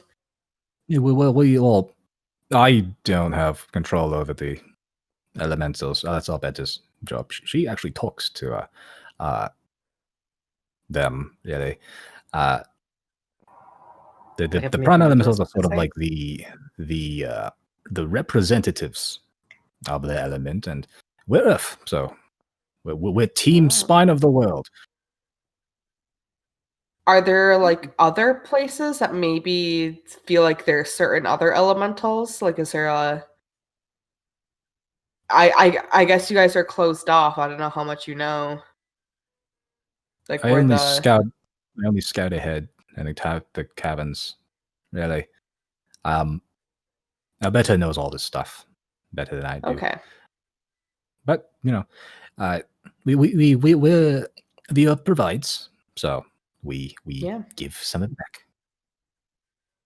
When we all die, we're all Earth anyway. So Exactly. That's- Many people that's are beautiful. saying this.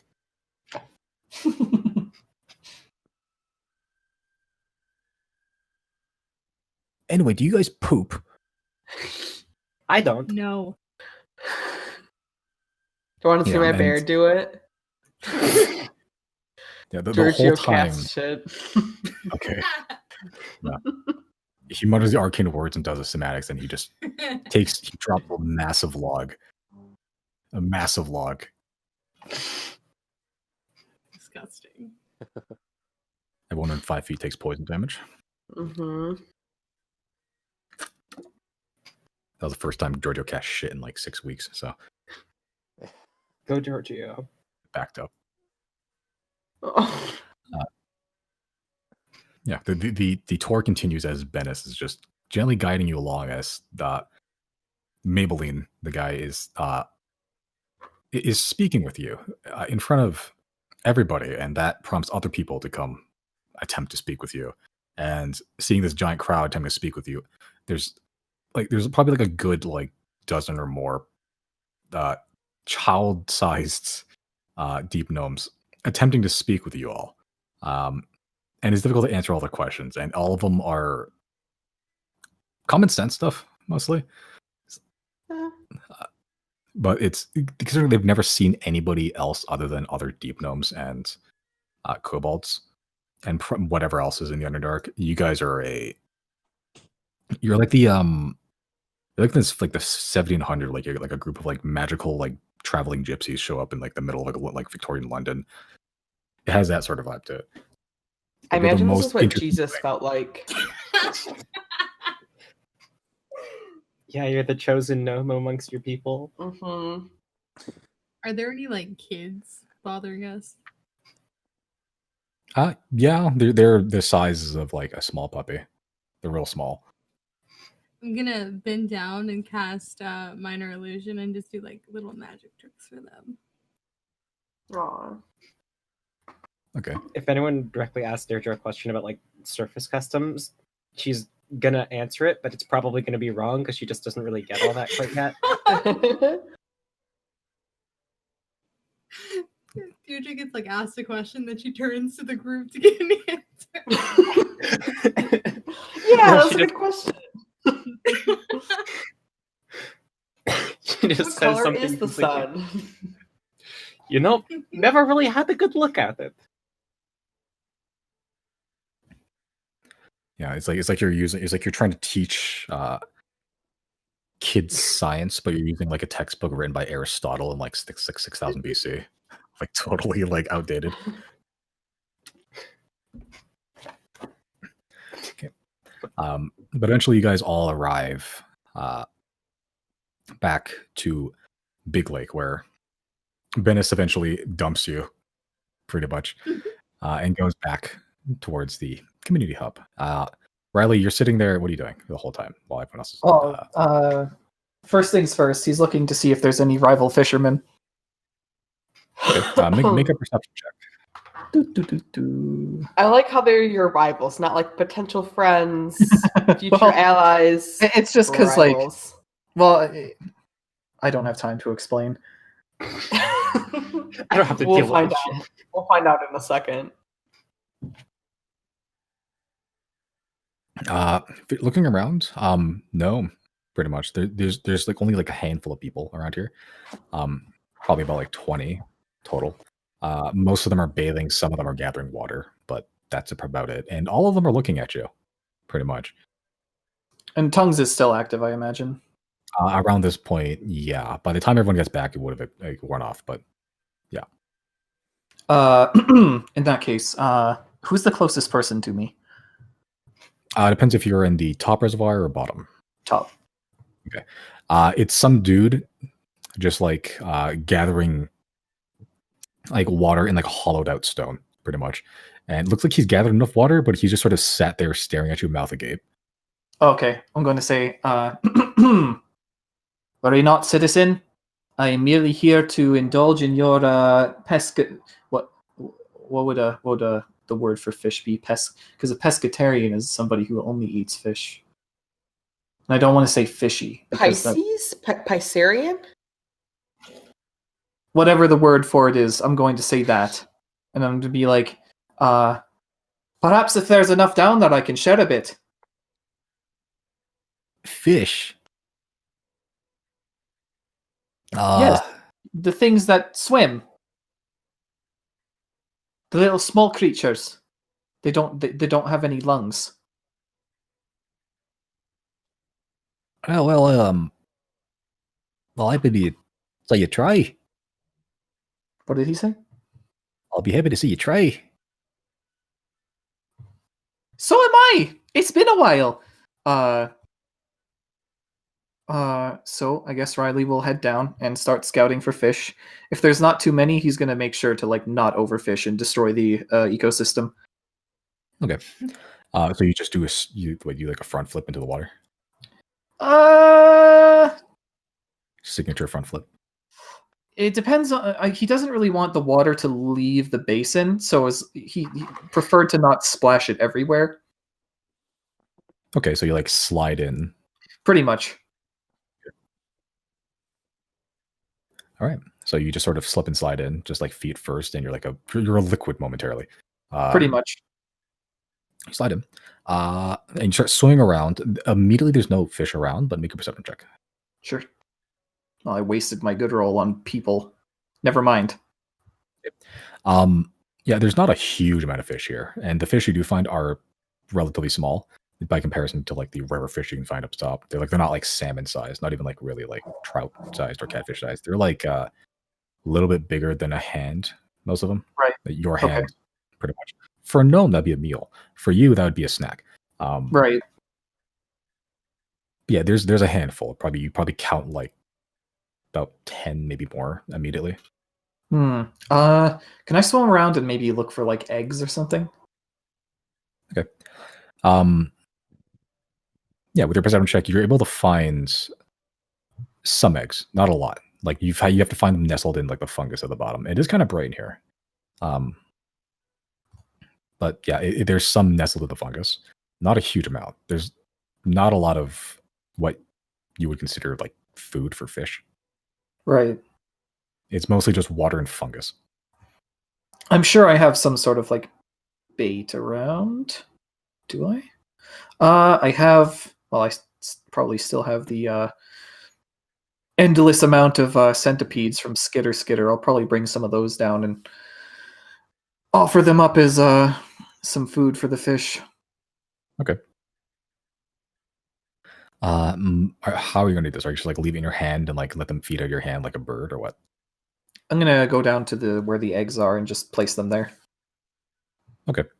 Yeah, when you pull out the centipedes, they're not doing hot these days.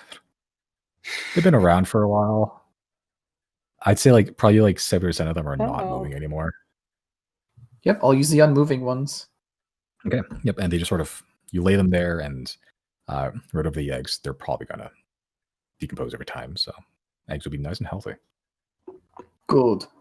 Perfect.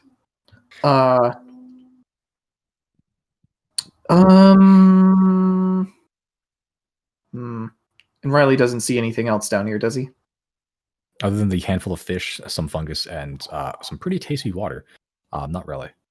All right. In which case, Riley, in interest of not messing up the ecosystem, will catch 3 fish. Okay. If you're gonna be swimming and doing it, just make a general athletics check. Sure. I am on fire tonight. Yeah, you successfully catch 3 fish, like pretty easily. You're able to outswim most of them momentarily. Like you just sort of like a jet of water. Like you press the dash button while you're underwater, and you just grab some. All right. Well, I've got myself something of a dinner. Oh, I wish I could have shared more, but it appears that they don't have too much going on here. It's a shame I can't reintroduce some. Oh well.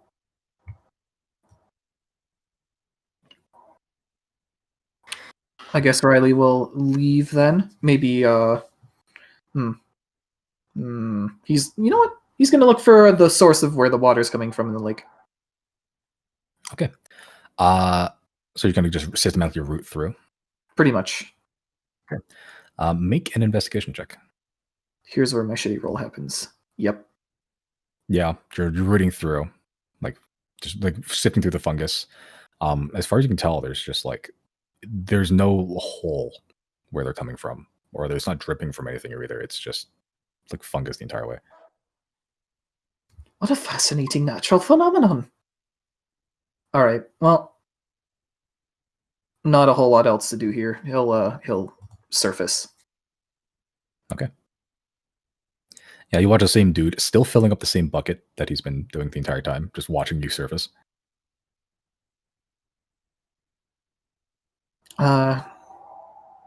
Salutations once more. There's not a whole lot down there, as you said. Are you interested in having some? Yeah.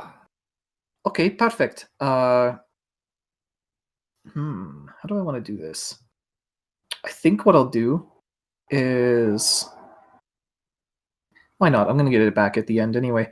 I don't have any fire on me, so I'm going to coat Tempest Retort in lightning, and I'm going to zap the 3 fish with it. Okay, the 3 you got? Yep. Lightning roasted? Yeah.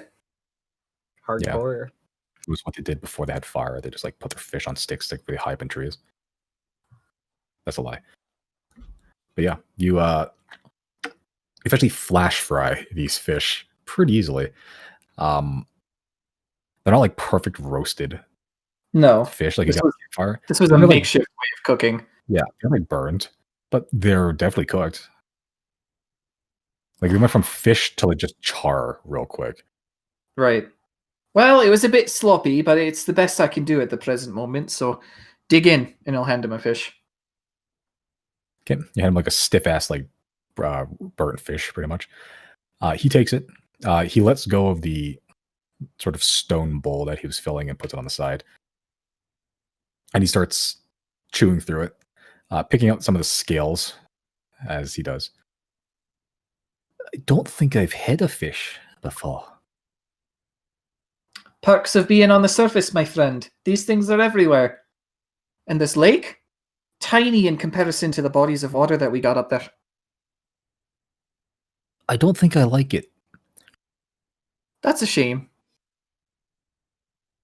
It's too flaky. I can be prepared without doing such. I'm sorry I didn't take the time to do so. But I just like fish in general.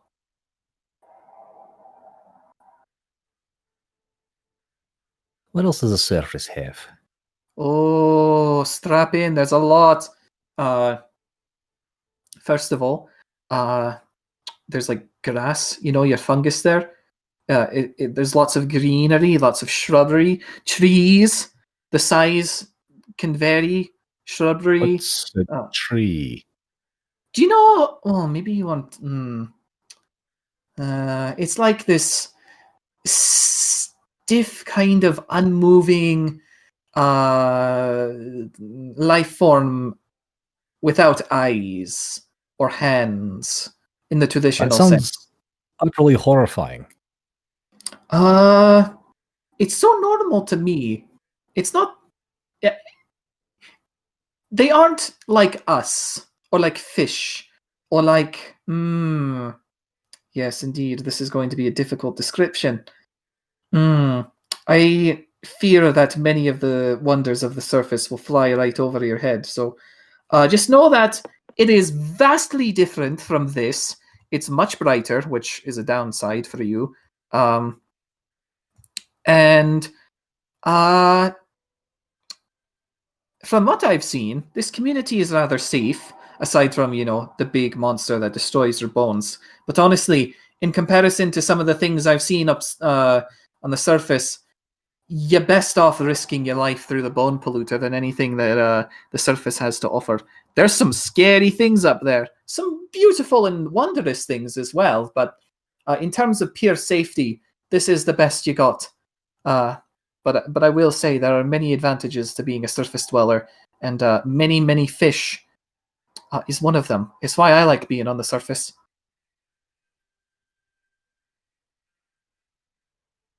I don't think I like the surface. I think it's worth checking out, but maybe only for a bit if you've grown accustomed to the Underdark. I think I'm gonna stay down here. It's not that unsafe. I mean, look at me, I'm alive. I spent 40 years on the surface, and well, I guess I had my life ended almost a few times, but what's a few times for the benefits?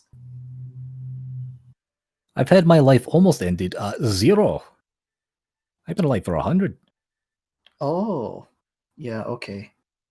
I still think it's worth risking it, but I'm rather strong, so I suppose there's a bit of a difference. I'll stick with the city. Thank you, though, strange. You? I am what is referred to as an elf. There's many of us on the surface as well. My companion is one as well. Right, well, thank you for the fish. I've got some work to be getting back to. No worries. Salutations. As he sort of awkwardly picks up the stone bowl he had, leaving the fish on the ground, and he fast walks away from you. Oh, okay. Well, mustn't let this go to waste. I'll offer the charred fish back up to the lake and say, Mighty Guina, I'm sorry. It appears these Underdark dwellers have no appreciation for your blessings, so unfortunately, I leave this with you. And then Riley will eat the other 2 fish. Okay, make a religion check. Sure. Gonna fail this one too. Yep. Okay. So you yeet the half-eaten fish back into the lake. Sort of offer up a small prayer. You look down and the fish is gone, and in this place you see like a small fish egg. Riley will rush it down to where the other eggs are nesting, I suppose. Okay. Yeah, easy enough. You place it right under one of the legs of the centipede. Nice. And then straight back up. Okay.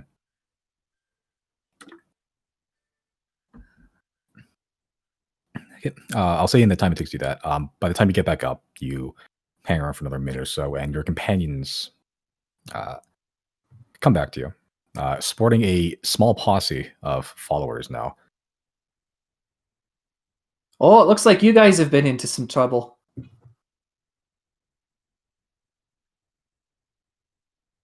Nah.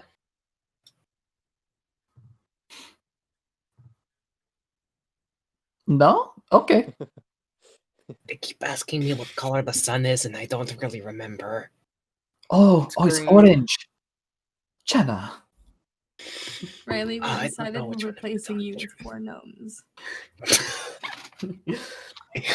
Look, I'm going to be honest with 4 you guys. gnomes in a trench coat. There's not many fish down here. I think I'd rather return to the surface. I don't know. Zero made some very good points, and the 4 gnomes idea is very practical. Well, you may leave without me, but I will just leave on my own then.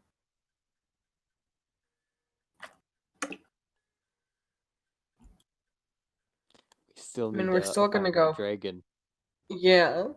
We're still Yes, gonna the do the dragon, thing, Chris.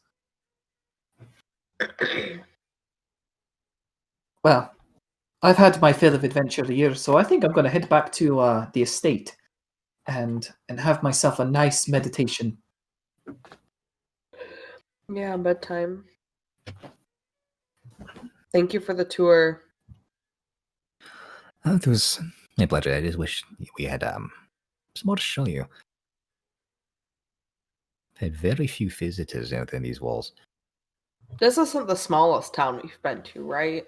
We've been to smaller. You've been smaller. You've been to the Crushit, which is that like small village, Right. like a very Okay. small town with the giant baguette and the witch in the woods. And the muskrat. Mustn't forget. I try to forget. Riley was having a bad day too.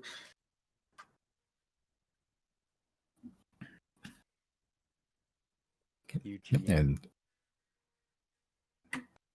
Eugene's chum now. No, But then it Senlumina leaves is you. very charming.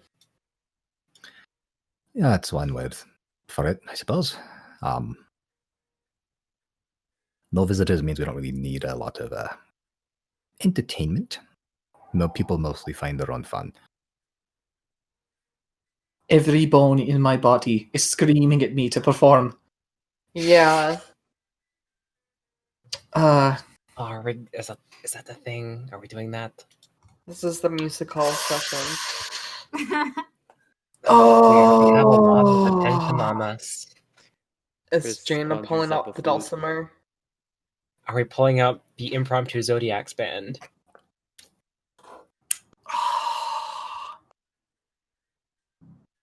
We may as well. I don't really. Oh, this is We're so only difficult. one night only, folks. Yeah, I mean, I guess let's give the crowd a little bit of entertainment and then tell them the show's over and send them on their way, and then we can have some peace for once.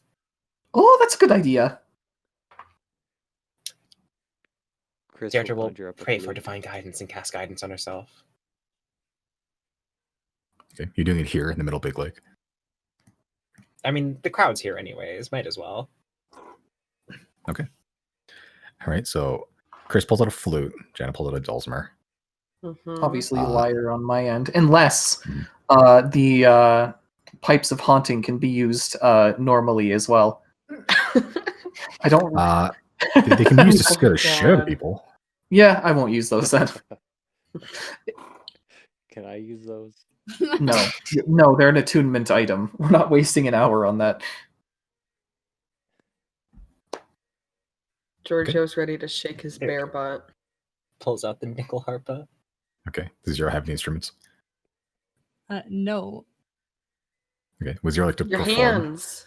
Your No, voice. Zero's gonna be the edgy, broody rogue in the corner, not participating. Yeah, you're gonna be the rogue in the corner that just scoffs at him. Was like, huh, pathetic. Party is too loud. I wish I Zero was holds at a home bunch playing of video games. knives. I will simply mind my business. Okay. Sure. So everyone that's performing, including Giorgio, Mhm. the dance, make a performance check. Check out this Nat 1. Got my Nice. instrument. Yeah, or if you're proficient in that specific instrument, either or, basically the same I thing. don't believe I have a liar check. I don't. All right.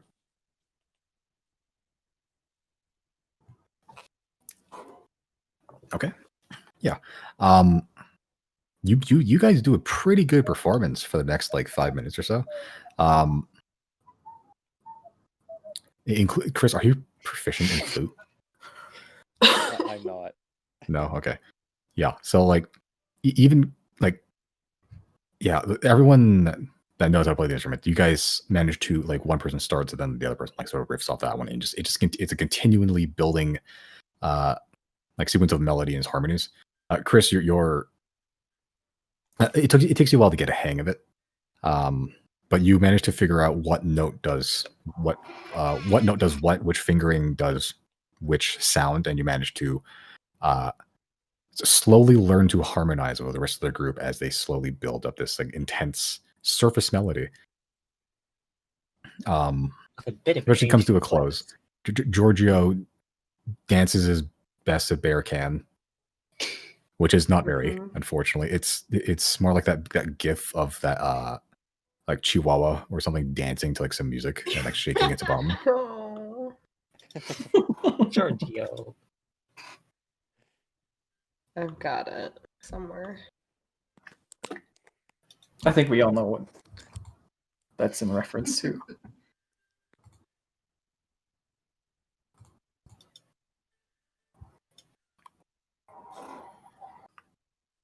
Okay. M0, you're just sitting there being edgy and broody. Yeah. Yeah, there we go. Sure.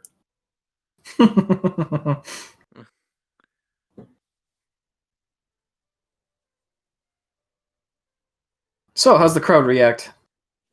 Pretty well. They don't. They're not used to your stuff, but like eventually, like it takes them like a solid 30 seconds to be like to get used to it, and then they start like clapping along. You know, like annoying audiences do. Yeah, eventually the people that are pestering you, Zero, look at this weird performance going on. They drift away from you at this point too. Fantastic. Yeah, but you guys have a pretty solid performance going on. Once it's over, Riley will turn to Venice and say, "How's that for entertainment, huh?" It's been quite some time since I've heard surface music. Not bad. Oh, glad you enjoyed it.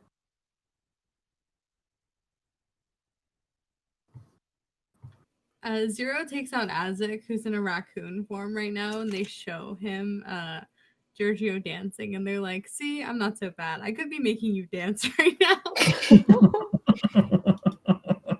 They're joking, but still, they're just trying to bond with Azik.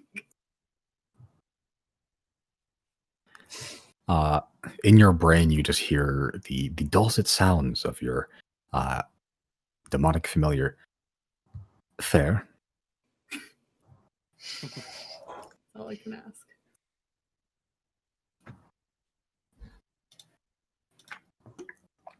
Will you make Dazik shake his booty? I will not. Okay.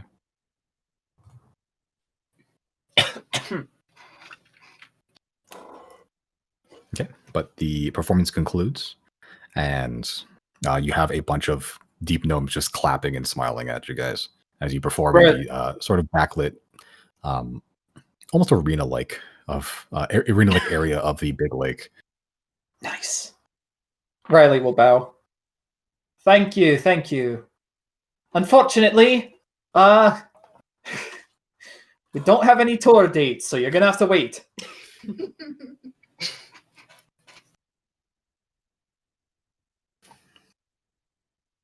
Okay. Sure. It's around this point that you realize tongues has worn off. Oh. Oh, Well, that's like an good hour. thing music is universal. Right.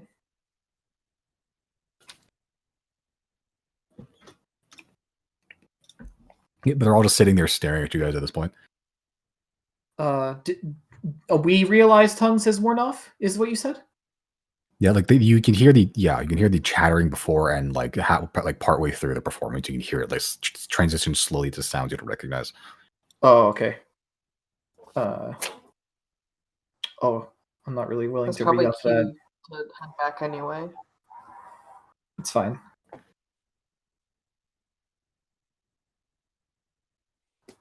Well then, should we away to our rest then? I'm gonna have mine here, I think. That's fair. Zero, can I ask something of you? What's up? Could you check and see if we're getting scryed on? Yeah, I'll do it. Okay. You think You someone's trying blast to out. peep a free show? Someone's not paying their concert tickets.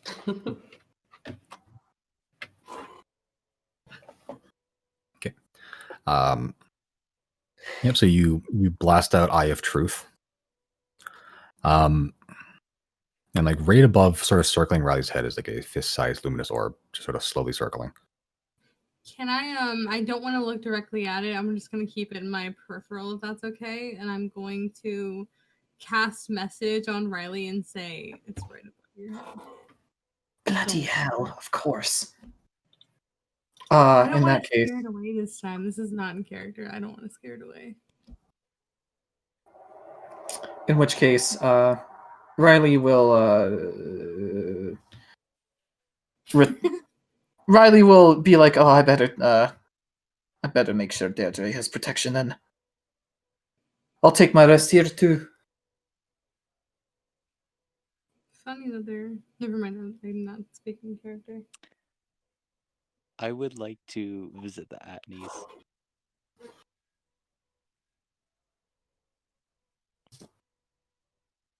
As Riley walks, does this orb like travel with him?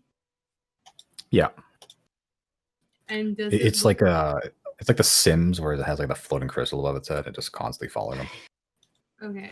Does it look like the last one I saw back in Randall's house? Yeah, looks pretty similar. Okay. I'm gonna cast message again on Riley and just tell him I don't know how long it's been there, but let's try not to say anything that we wouldn't want anyone else to hear. Understood.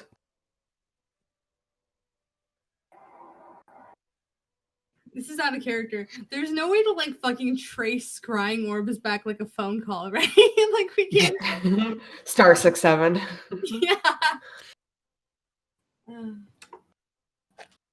And a scrying orb is ethereal, right? Yeah, you can't see it. But I can't even interact with it, can I? Like, if I were to, like, wave my hands up, nothing would happen. As far as you're aware. Okay.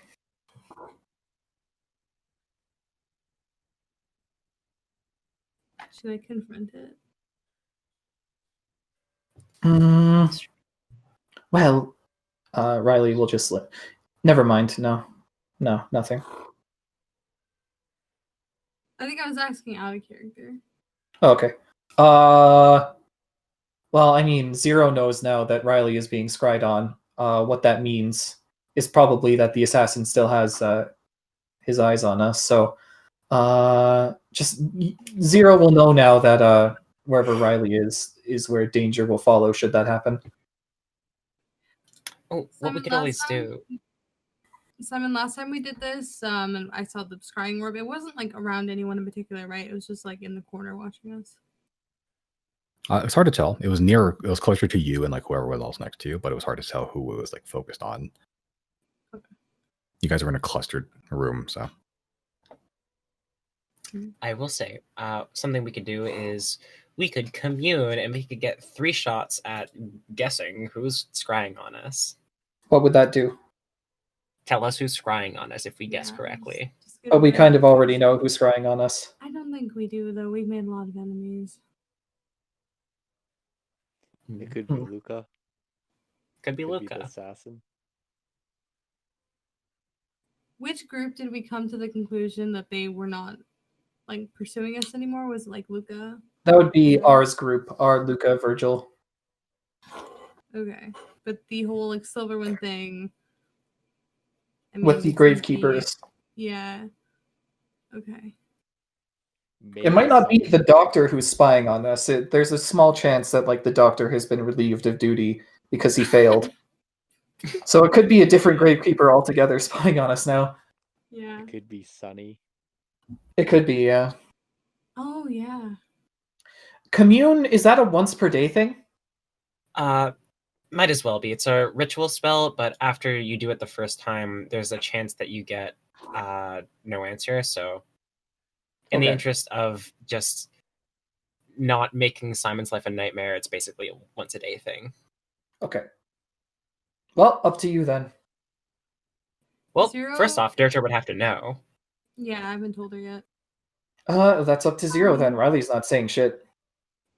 I'm going to approach Riley and I want to look straight at the orb and I want to say loud enough for, I'm not going to whisper it obviously, but I want to say, whoever you are, we're going to find you. And it's probably best you just show yourself now because we're ready. And then I'll just kind of eye it down until it does something. Okay, so you make eye contact with this orb. Say that. Yes, I would Um, like to be intimidating if that was not clear. Okay, make an intimidation check. Absolutely. Ooh. Okay. Hard to tell if you've got a reaction. It's just an orb sitting there. After about 10 seconds after you said that and staring it down, it blinks out of existence. God. I was trying not to keep. I was trying to not be cheesy and also trying not to fucking like get too close to like the classic Taken line. I was like, we can't say that. Don't say that. I've got a very particular set of skills. I will find you. And we will kill you. My words carefully. I will find you. I don't know who you are. I don't know what you want. I don't really know much of anything. I'm just kind of scared here. You let my daughter go now. That will be the end of it. But if you don't, I will get really uncomfortable and start crying. And then we're just all going to be uncomfortable. And nobody wants that. Hey, Zero, did that gambit work at all? I mean, they're gone, so it did something. All right, Deirdre, do you still want to camp out here? Why would I change my mind? Are you two doing ominous whispering? Oh, I turn to Deirdre and I say, we were just being spied on. I don't know for how long, but they're gone now. Ah, well, that kind of sucks. What do you figure it is? I know you have probably many enemies, like that one person that tried to kill Chris that we tried to scry on before, but it failed because there's divination blocking happening. That would be what my money is on. Maybe we should ask Ask who? a god. Oh, that's a thing I can do. Oh, who knew? Not me. How about that? The chances. Right then. Just in awe of the odds right now. I don't Anyways, know if finding out who changes anything, but I'll leave that up to your discretion. well, give If us you're your camping out here, I'm going to be your bodyguard. Right on. So who are our prime suspects? Silverwind Assassin, and who Silverwind, else? Gravekeepers, and number 3 is whoever. I don't really care. I don't know. I don't think it would be Virgil or R or anybody. Fucking. Oh, Chem. A Chem Oh, might a be. Chem, that's a good one. Oh, ooh. I wouldn't one even of the say gods. a chem. I would say somebody working with a chem because Yeah. I feel like we should just generalize it a little bit more, make it one of, like, something divine, one of the gods, because who knows, could be any of our patron deities offering us some kind of protection or something. I don't know. yeah, But- that's true. It doesn't have to be something bad. I hope the message I sent did not exclusively come off as like aggressive. I understand how it probably did, but like, yeah, I don't know if you guys want to get more general with the questions. It- it's fine. If the Gwina was scrying on me, that's going to be a problem. Scared it off for no reason. It is a little Yeah, the bit fact curious that that it was it's attached to specifically you, I on was like- Riley. Yeah, I'm like, it's either the Gravekeepers, a chem related, or Gwina, and I just fucking told it to fuck off. It's fine. Right. Well, anyways, Deirdre's plans were for tonight were to basically build a little altar to Orin in the bowels of the earth here, and make basically a little ritual site. So this adds up perfectly in casting a ritual spell. So that's what Deirdre's going to work on. Gonna see if there's like a little like stone altar shaped kind of thing, like maybe a rock or something, and just that flower crown that she got from that child back like sessions ago. It's just gonna take that, which is probably like super wilted by now, and place that as kind of like an offering of death. Like pull out one of her many skulls, place it on the rock, just kind of like decorate it up nice. Get some incense going, that kind of stuff. Set the vibe. Maybe pull out one of the various skeletons she just has in her bag and do some weird stuff with it. Okay, you're just placing it on the side of the big lake.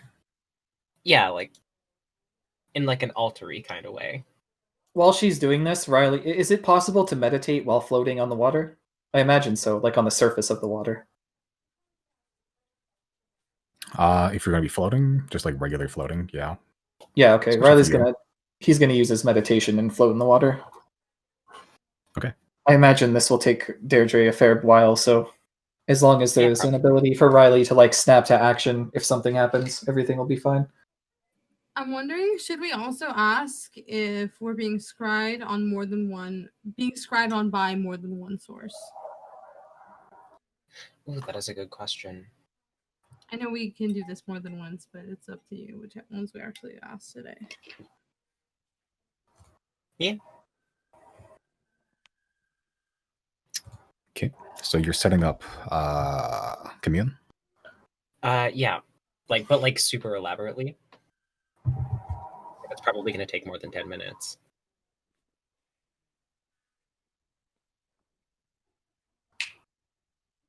Okay, and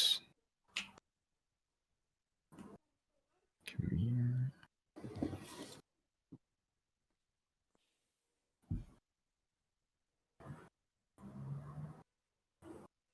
Okay, and you're setting up an altar for what purpose? Just commune or something else?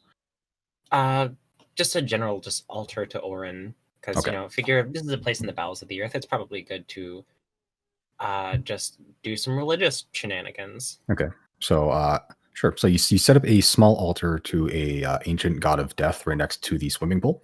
Yep. Just vacation things. So relaxing. The gnomes don't know what you're doing. It's fine. Well, I mean, I'd imagine they might be a little iffy about the skulls and the literal corpse, but that's a them problem, if I'm being honest. Okay. Yeah, so you set up the altar, all macabre and grotesque, right in the middle of like the public swimming pool, pretty much the bathing area. I want to do it off to the side. Not a lot of off to the side. It's basically just like a giant pool, like sequestered up against the side of the thing, As completely side of the wall. Get it. It's fine. Okay. Yeah. It's still pretty obvious no matter where you put it, especially if it's near it. But there's not a whole lot of hidey holes in this town. But you can set up an altar. Not a problem. Awesome. But yeah, and you let yourself get taken in by your by the god of death as you summon the maggots from within the body. What are your 3 questions? Are the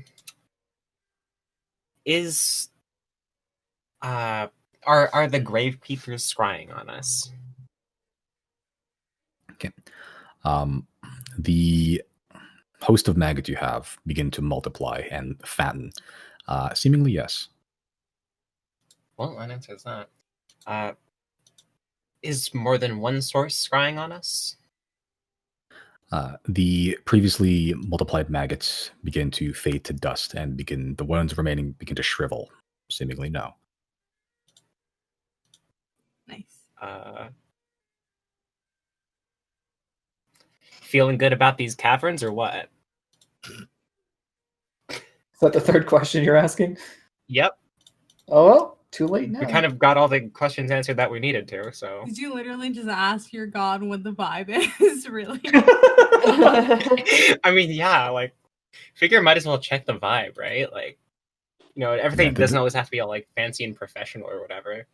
All right, roll for vibe check.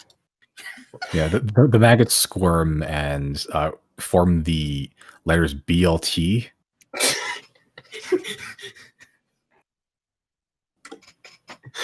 What, y'all hungry? Vibes are pretty okay. Nice. Glad you think But so. Oren could really go for a sandwich right now. I'll keep an eye out.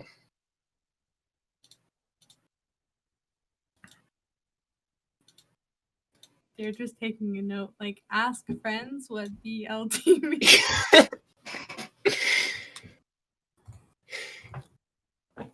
I mean, I feel like Deirdre would know what a BLT is at this point. We had a whole arc about a sandwich, so.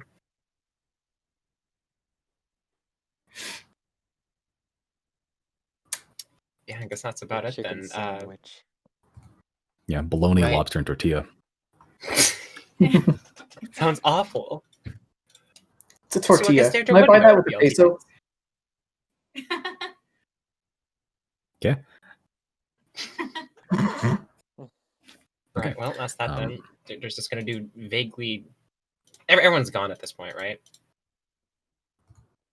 Is everyone gone? Except Riley, because he's staying behind Okay. his bodyguard. Yeah. But Riley's taking a float nap.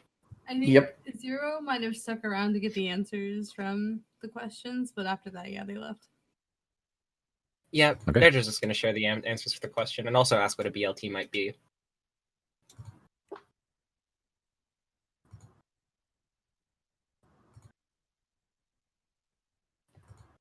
Wait, who'd you ask? Zero. Oh, Zero shrugs and walks.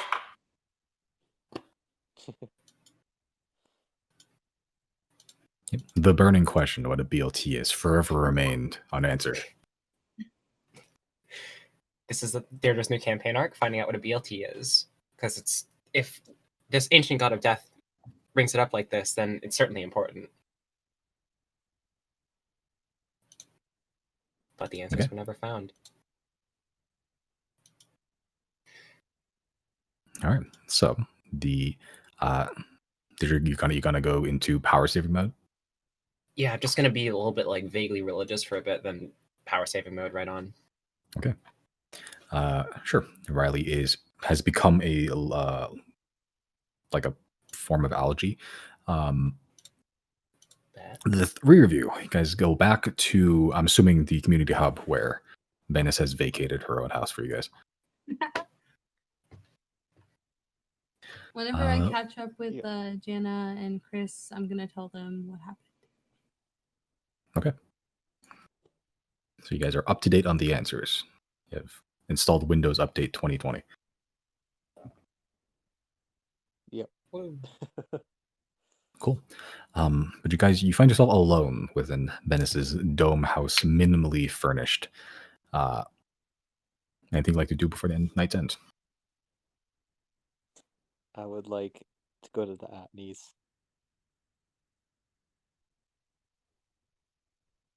If possible. What time is it? By the time we were done with all this? This is probably about like 15 minutes after the performance, and it's currently, if you check your watch that you got from that lady whose name I forgot, it's about, what was that, 10:30? Yeah, fuck it. If they're in bed, they're lame. We'll wake them up. Okay, so you ding dong that ring wrong. Find yourself in the Atneys. Whoever would like to enter. So that would be Chris. Jenna, you going? I guess, sure. Cool. Would Zero like to go to the Atneys for any reason? I'll just tag along, sure. Okay. All right, you find yourself in the very comparatively now well decorated sort of foyer of the Atneys abode. You do see the brothers. They are in the middle of undressing their travel gear. Jana's gonna whistle. Oh, hey there. Got us a good time. We just got back pretty much. Where did you get back from? Oh, traveling north. We're near Cilia now.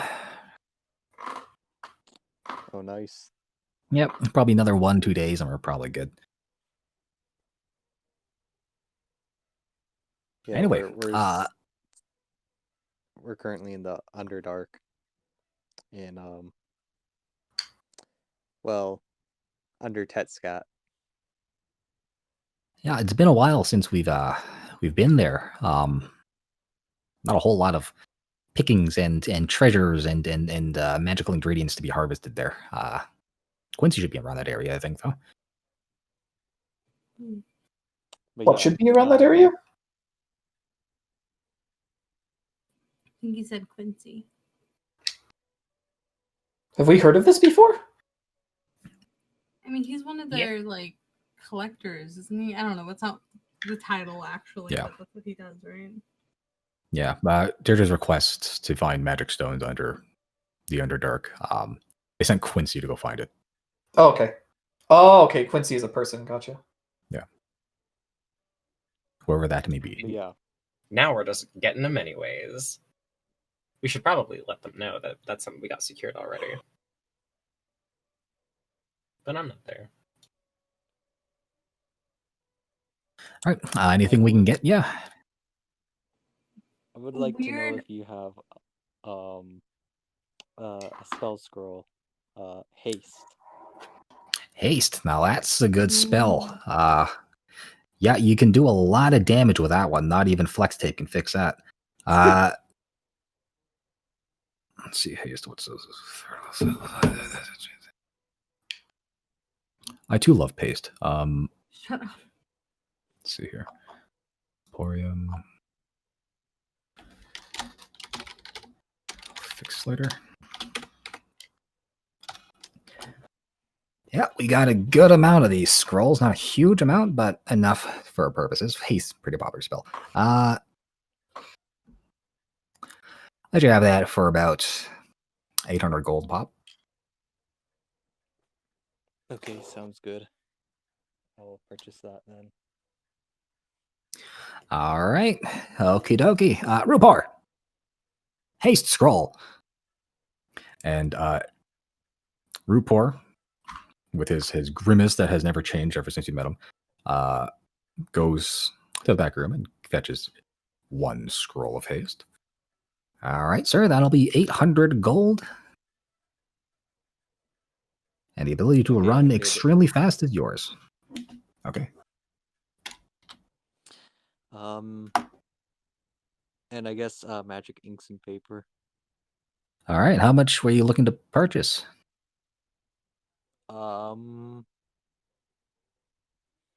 Enough for just for one scroll, I guess. All right. If you're going to copy down that haste scroll, I believe is about 50 gold per spell slot, if I remember correctly. Double check here. Pretty sure that's right.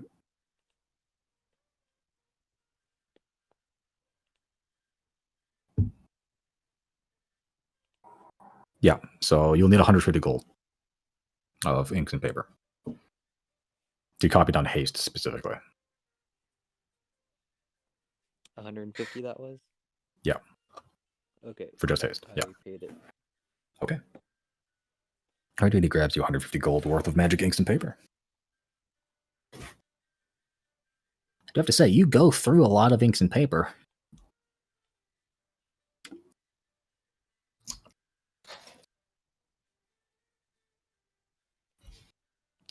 Yep. He needs help. I think. Yeah.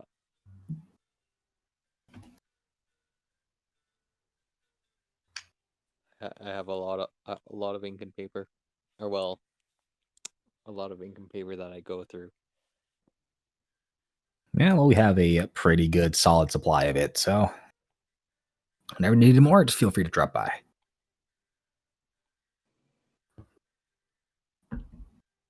Simon, I think it's been a long time since I learned about these. What are the scrolls for again? Like, can Chris permanently learn that spell now? Yeah, wizards can get spell scrolls, and with magic ink and paper, they can copy down their spell book and make it have a permanent spot on their spell list. Broken. And he just bought haste. That's such a good thing Yep. to have. That's why Yeah, wizards are that's so really poor all the good. time. Yeah, but at higher levels, wizards can just make money. That's like every class, though. Yeah, Dragons are pretty just much. walking money, pretty much. honestly. Crystalline Ramblers, much more literally. All right, anything else I can get the rest of you? Weird request. You guys don't happen to have wood on you, do you? Like firewood?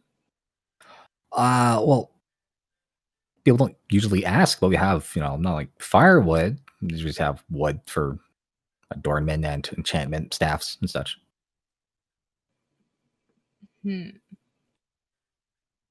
Do you have any just like just natural wood, like logs and stuff, not like wands We or have, anything like- like that? Unworked wood, yeah. Yeah. How much can I buy your unworked wood from you? Depends on how much you want. We don't usually sell it because that's not what usually people come to us for. You should go to like a general store or a lumber mill for that. Yeah, we would. We're underground right now, though. I just kind of need it really quick. Sorry. All right. Well, I have some pretty long planks and like some blocks and stuff. How much did you want? How long are the planks? They're probably about 12 feet long. Okay, I'll take like 2 planks for now. And how big are the blocks? They're probably about 2 feet on the side. Pretty big. Yeah, we use them for a general. We cut them in half and usually use smaller pieces. I'll take one of those. How much will you sell them to me for? We got them for probably like less than a gold, so basically that amount. About 2 gold. Cool, sounds good. I give them 2 gold. Okay, and they arrive. By they, I just mean a Rupor. Arrive with a 2 pretty long planks, like that could be used to like build a house, and like a block of wood that looks like it's like most of a tree, pretty much. Like it's like a square block. Fantastic. All right, strange request. Mind if I ask what you're going to do with those? We just need resources down here. Like I said, we're underground, so there's really nothing much to work with for like torches and stuff like that. Crafting, you know, you get it. Well, you're a tiefling, you're a gnome, and you're an elf. I think you all have dark vision.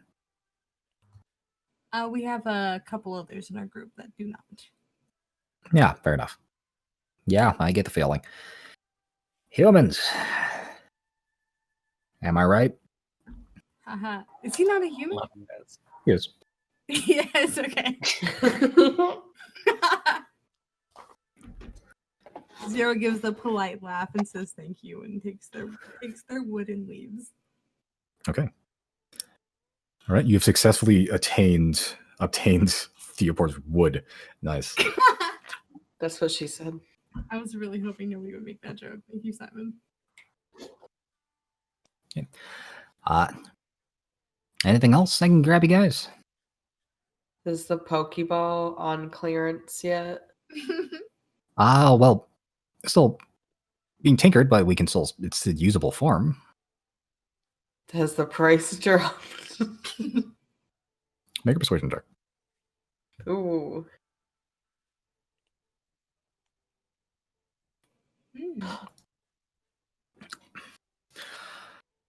You've been pretty loyal customers. You haven't done wrong by us. We can lower the price. What are you willing to pay for it? What was the original asking price?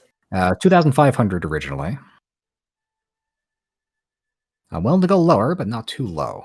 But I'll need to know what your ballpark estimate is. I'm trying to think of what I can get with that roll.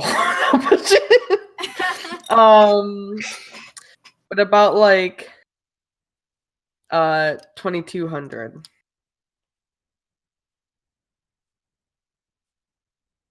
Yeah, sure, I can get away with that. Yes, you got a deal.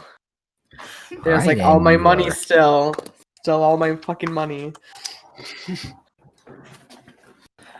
All right, so you are now the proud owner of your very own monster pocket.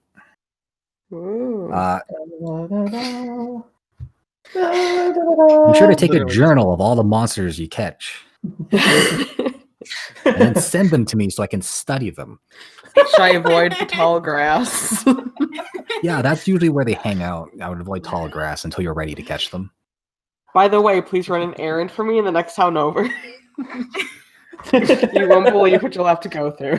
Here, let me show you how to catch a Pokeball. Someone else enters the Atneys.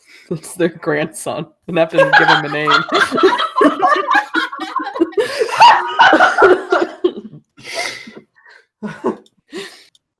Oh, dickhead, it's you!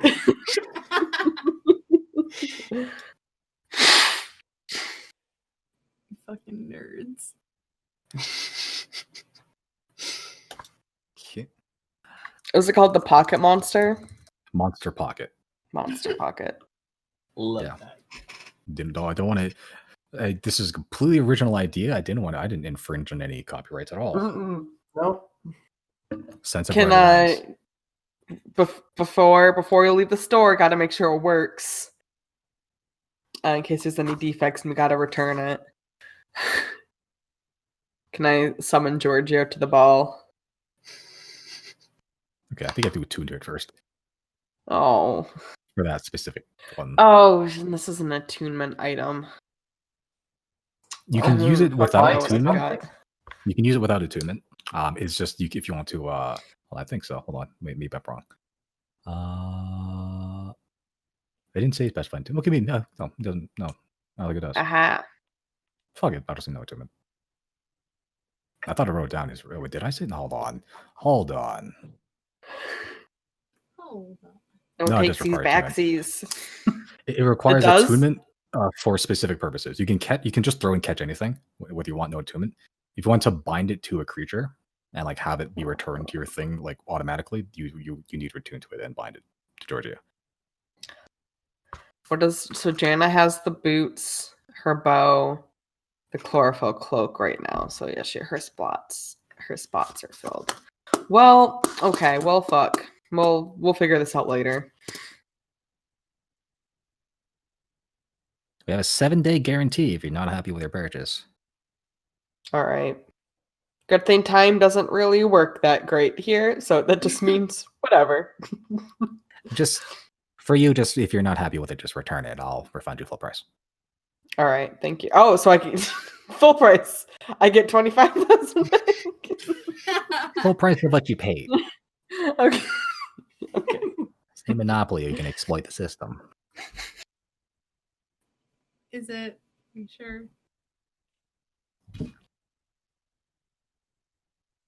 The Emperor grows top hat and mustache. I'm upgrading the store to a hotel. And anything else, I can grab the rest of you. I think that's it. All right. Thank you for shopping at the Emporium. It's been good. It's good seeing you. Seen you a lot lately, though. Yep. Adventure Bye. needs lots of resources. Yeah, I can attest to that. All right, come visit again anytime you need some magic stuff. Sounds good.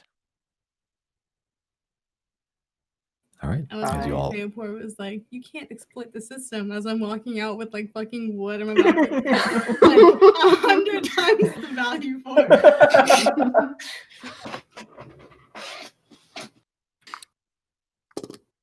I'll have you know there are some systems out there that can be exploited.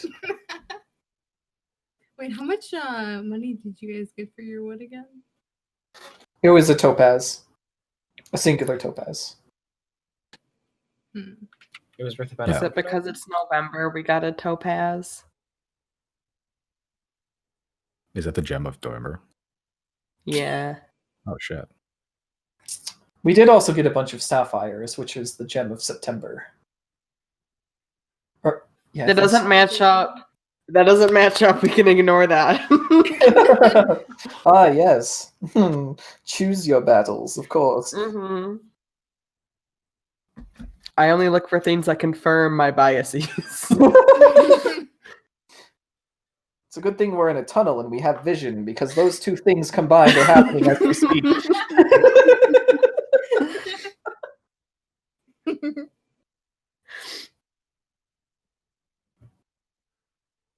All right. As you all exit the Emporium, get dumped back into the igloo made of stone. Would you guys like to rest? Yeah. Can Can Jana? Yeah, I'm already resting. I'll Can copy my Jana spell. go? Okay. Yeah, I'll just copy my spell well before I rest. All right. Yep, easy enough. Simon, I know that Riley's watch said 10 p.m. whatever, it's bedtime. What time is it in the city right now? Are people just up and bumping? What are they doing? They up and bumping. Okay. Do they look like they're gonna go to bed anytime soon? There's less people outside right now. Is there not a But- clock anywhere or something? No. How the fuck do they keep track of time? Yeah, as you're sort of sitting there keeping watch for another 10 minutes and just people watching pretty much. You see out of the corner of your eye, you see Albetta come out from the triangular pyramid building. She starts waving her hands around a little bit, in a sort of ritualistic manner. And that giant glowing gemstone in the ceiling goes dark, pretty much. And then she goes back into her house. Nice.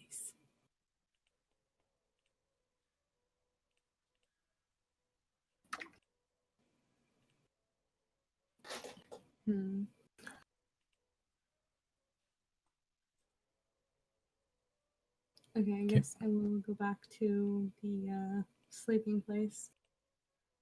Okay. Zero's they're gonna do some praying before they go to sleep. I think the whole thing with what's his name? Fuck, what is it? Tato Po? How is it?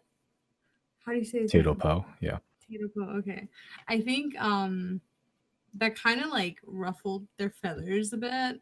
I think we're just kind of reminded of the friend that they lost when they left home, that they left behind. So I think Zero's gonna kind of just pray for a bit for their lost friend before they go to sleep. Okay. Yeah. Nice. Jen, would do anything before night's end? I think she wants to unattune to her cloak and attune to the monster pocket. Okay.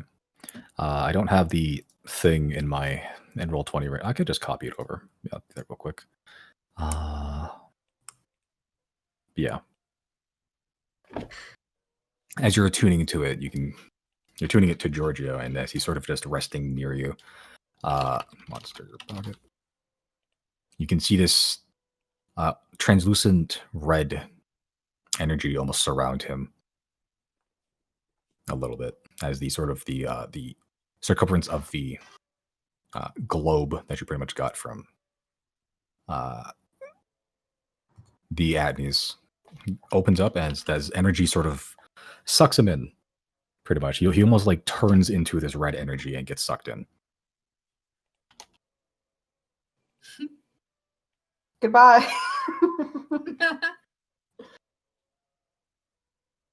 Can we get Giorgio vision? Giorgio vision.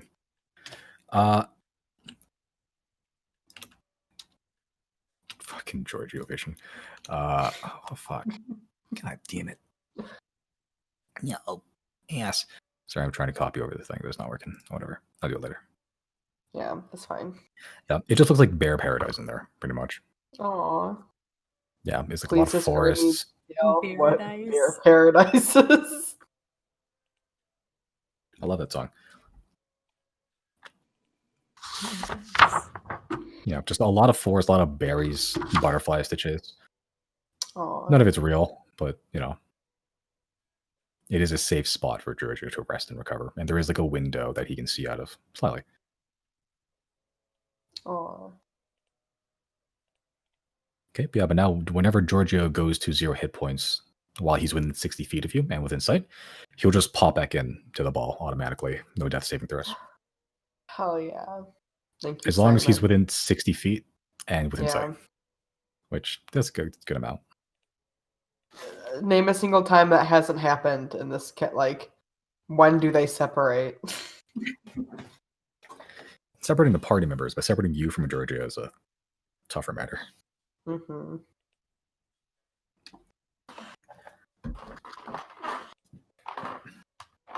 Okay. Anything else anyone would like to do before night's end? Nope. All right. As the three of you in the dome, Prattle's there too, are making ready. You still have like sleeping bags for like, on your days when you actually had to sleep on the road. Prattle just summons his like magical hotel and just walks in.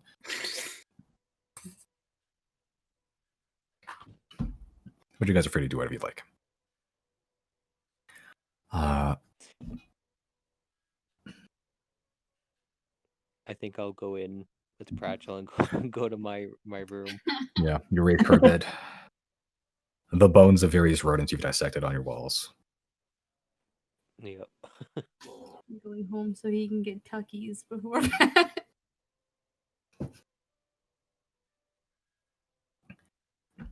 Some Tostitos chips with some salsa. No.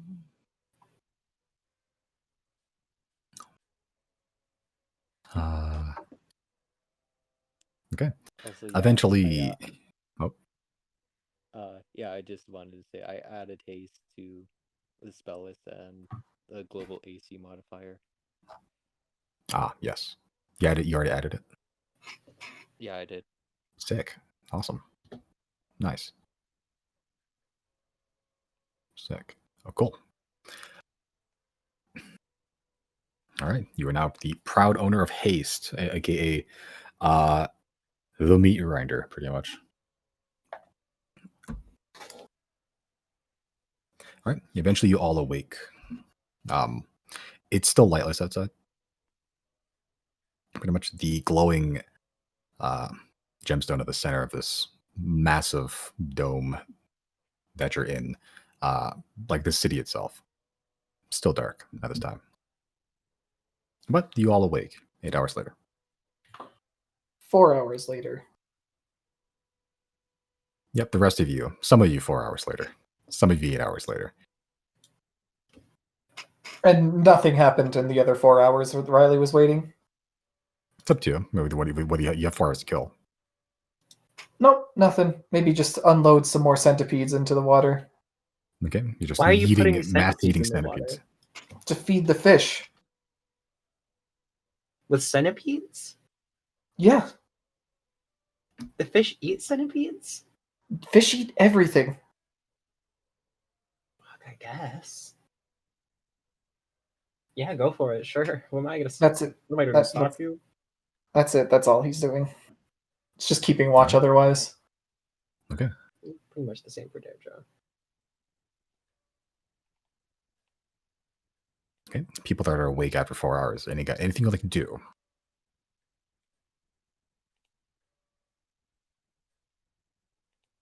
Okay.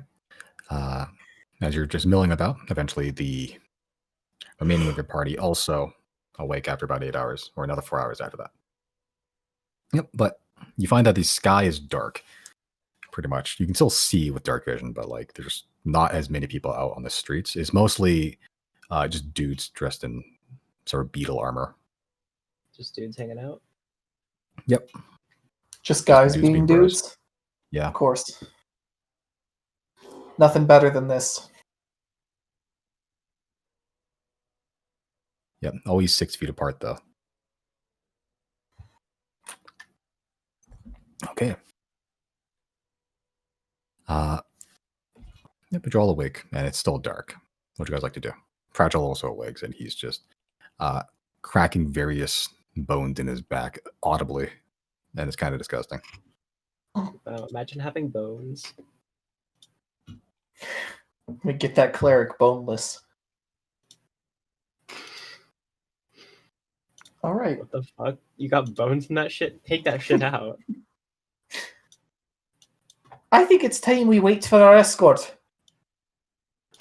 Riley's gonna, to the best of his ability, remembrance, because it's small town, he's gonna head back to the Triangle Palace. Okay. Deirdre will follow. Yeah, it's not a huge town. There is like a similar, as close as it can to be like a main road. You just follow that to a direction, pretty much, and you manage to find yourself back to the community hub where this sort of central podium is. No one's really there. But you find yourself back to the government buildings, if you will. After about 30 minutes or so, the lights do turn back on, and you see a lot more people out and about, like coming out of their domed houses, pretty much.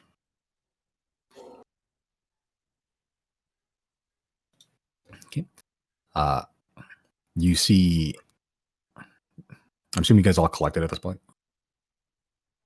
Yeah. Okay.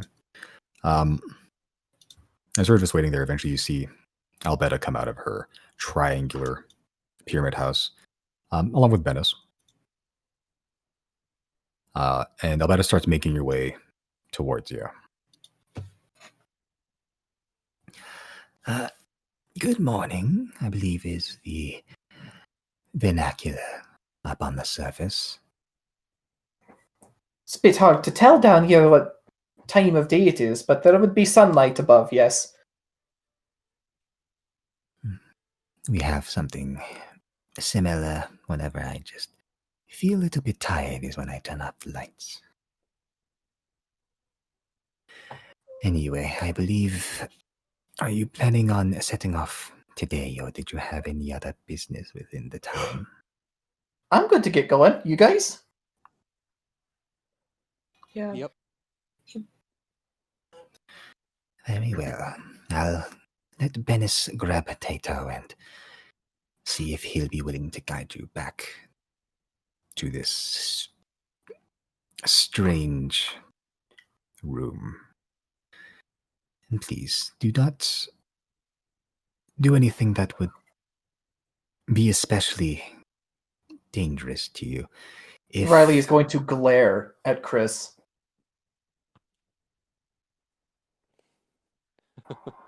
Continue. I'm gonna If you look behind believe- me.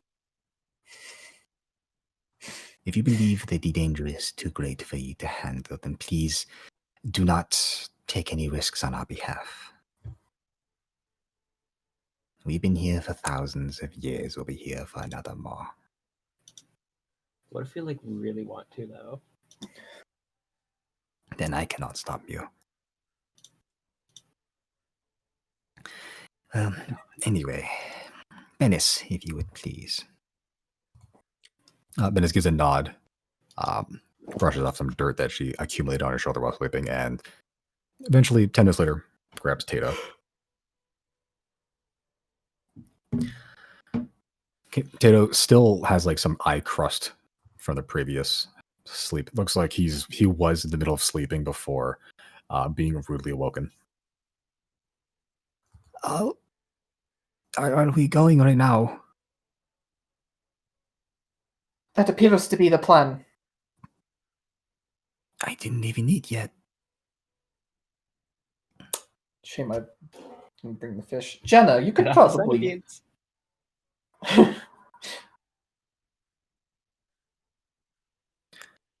Does anyone have like a nature rally bar or something for him? I mean, he could... Yeah, Cliff right? Bar. Cliff Well, Bar. if you're really desperate for food, I mean, Riley will take out a centipede. I don't suggest this, but there's the option. This is protein. Okay, he takes it with pretty little hesitation and chews on it. Oh, Not the best centipede I've had, but okay. I just realized he couldn't understand a word I was saying. No, he couldn't. You do have But we do have a centipede, translator. like, It's fine. Never mind. Yeah, pretty This is much. completely irrelevant. We have a translator. Never mind. You just handed a centipede and he just took it, pretty much. All right. How long is the journey from here to the location again? Well, me and Raga, we took a little break, but we didn't go that far, really. If we really went to there, then from here straight there, it would probably take less than a day. Less than a sleep, at least.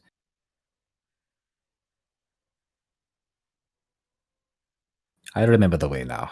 Unfortunately so. Okay.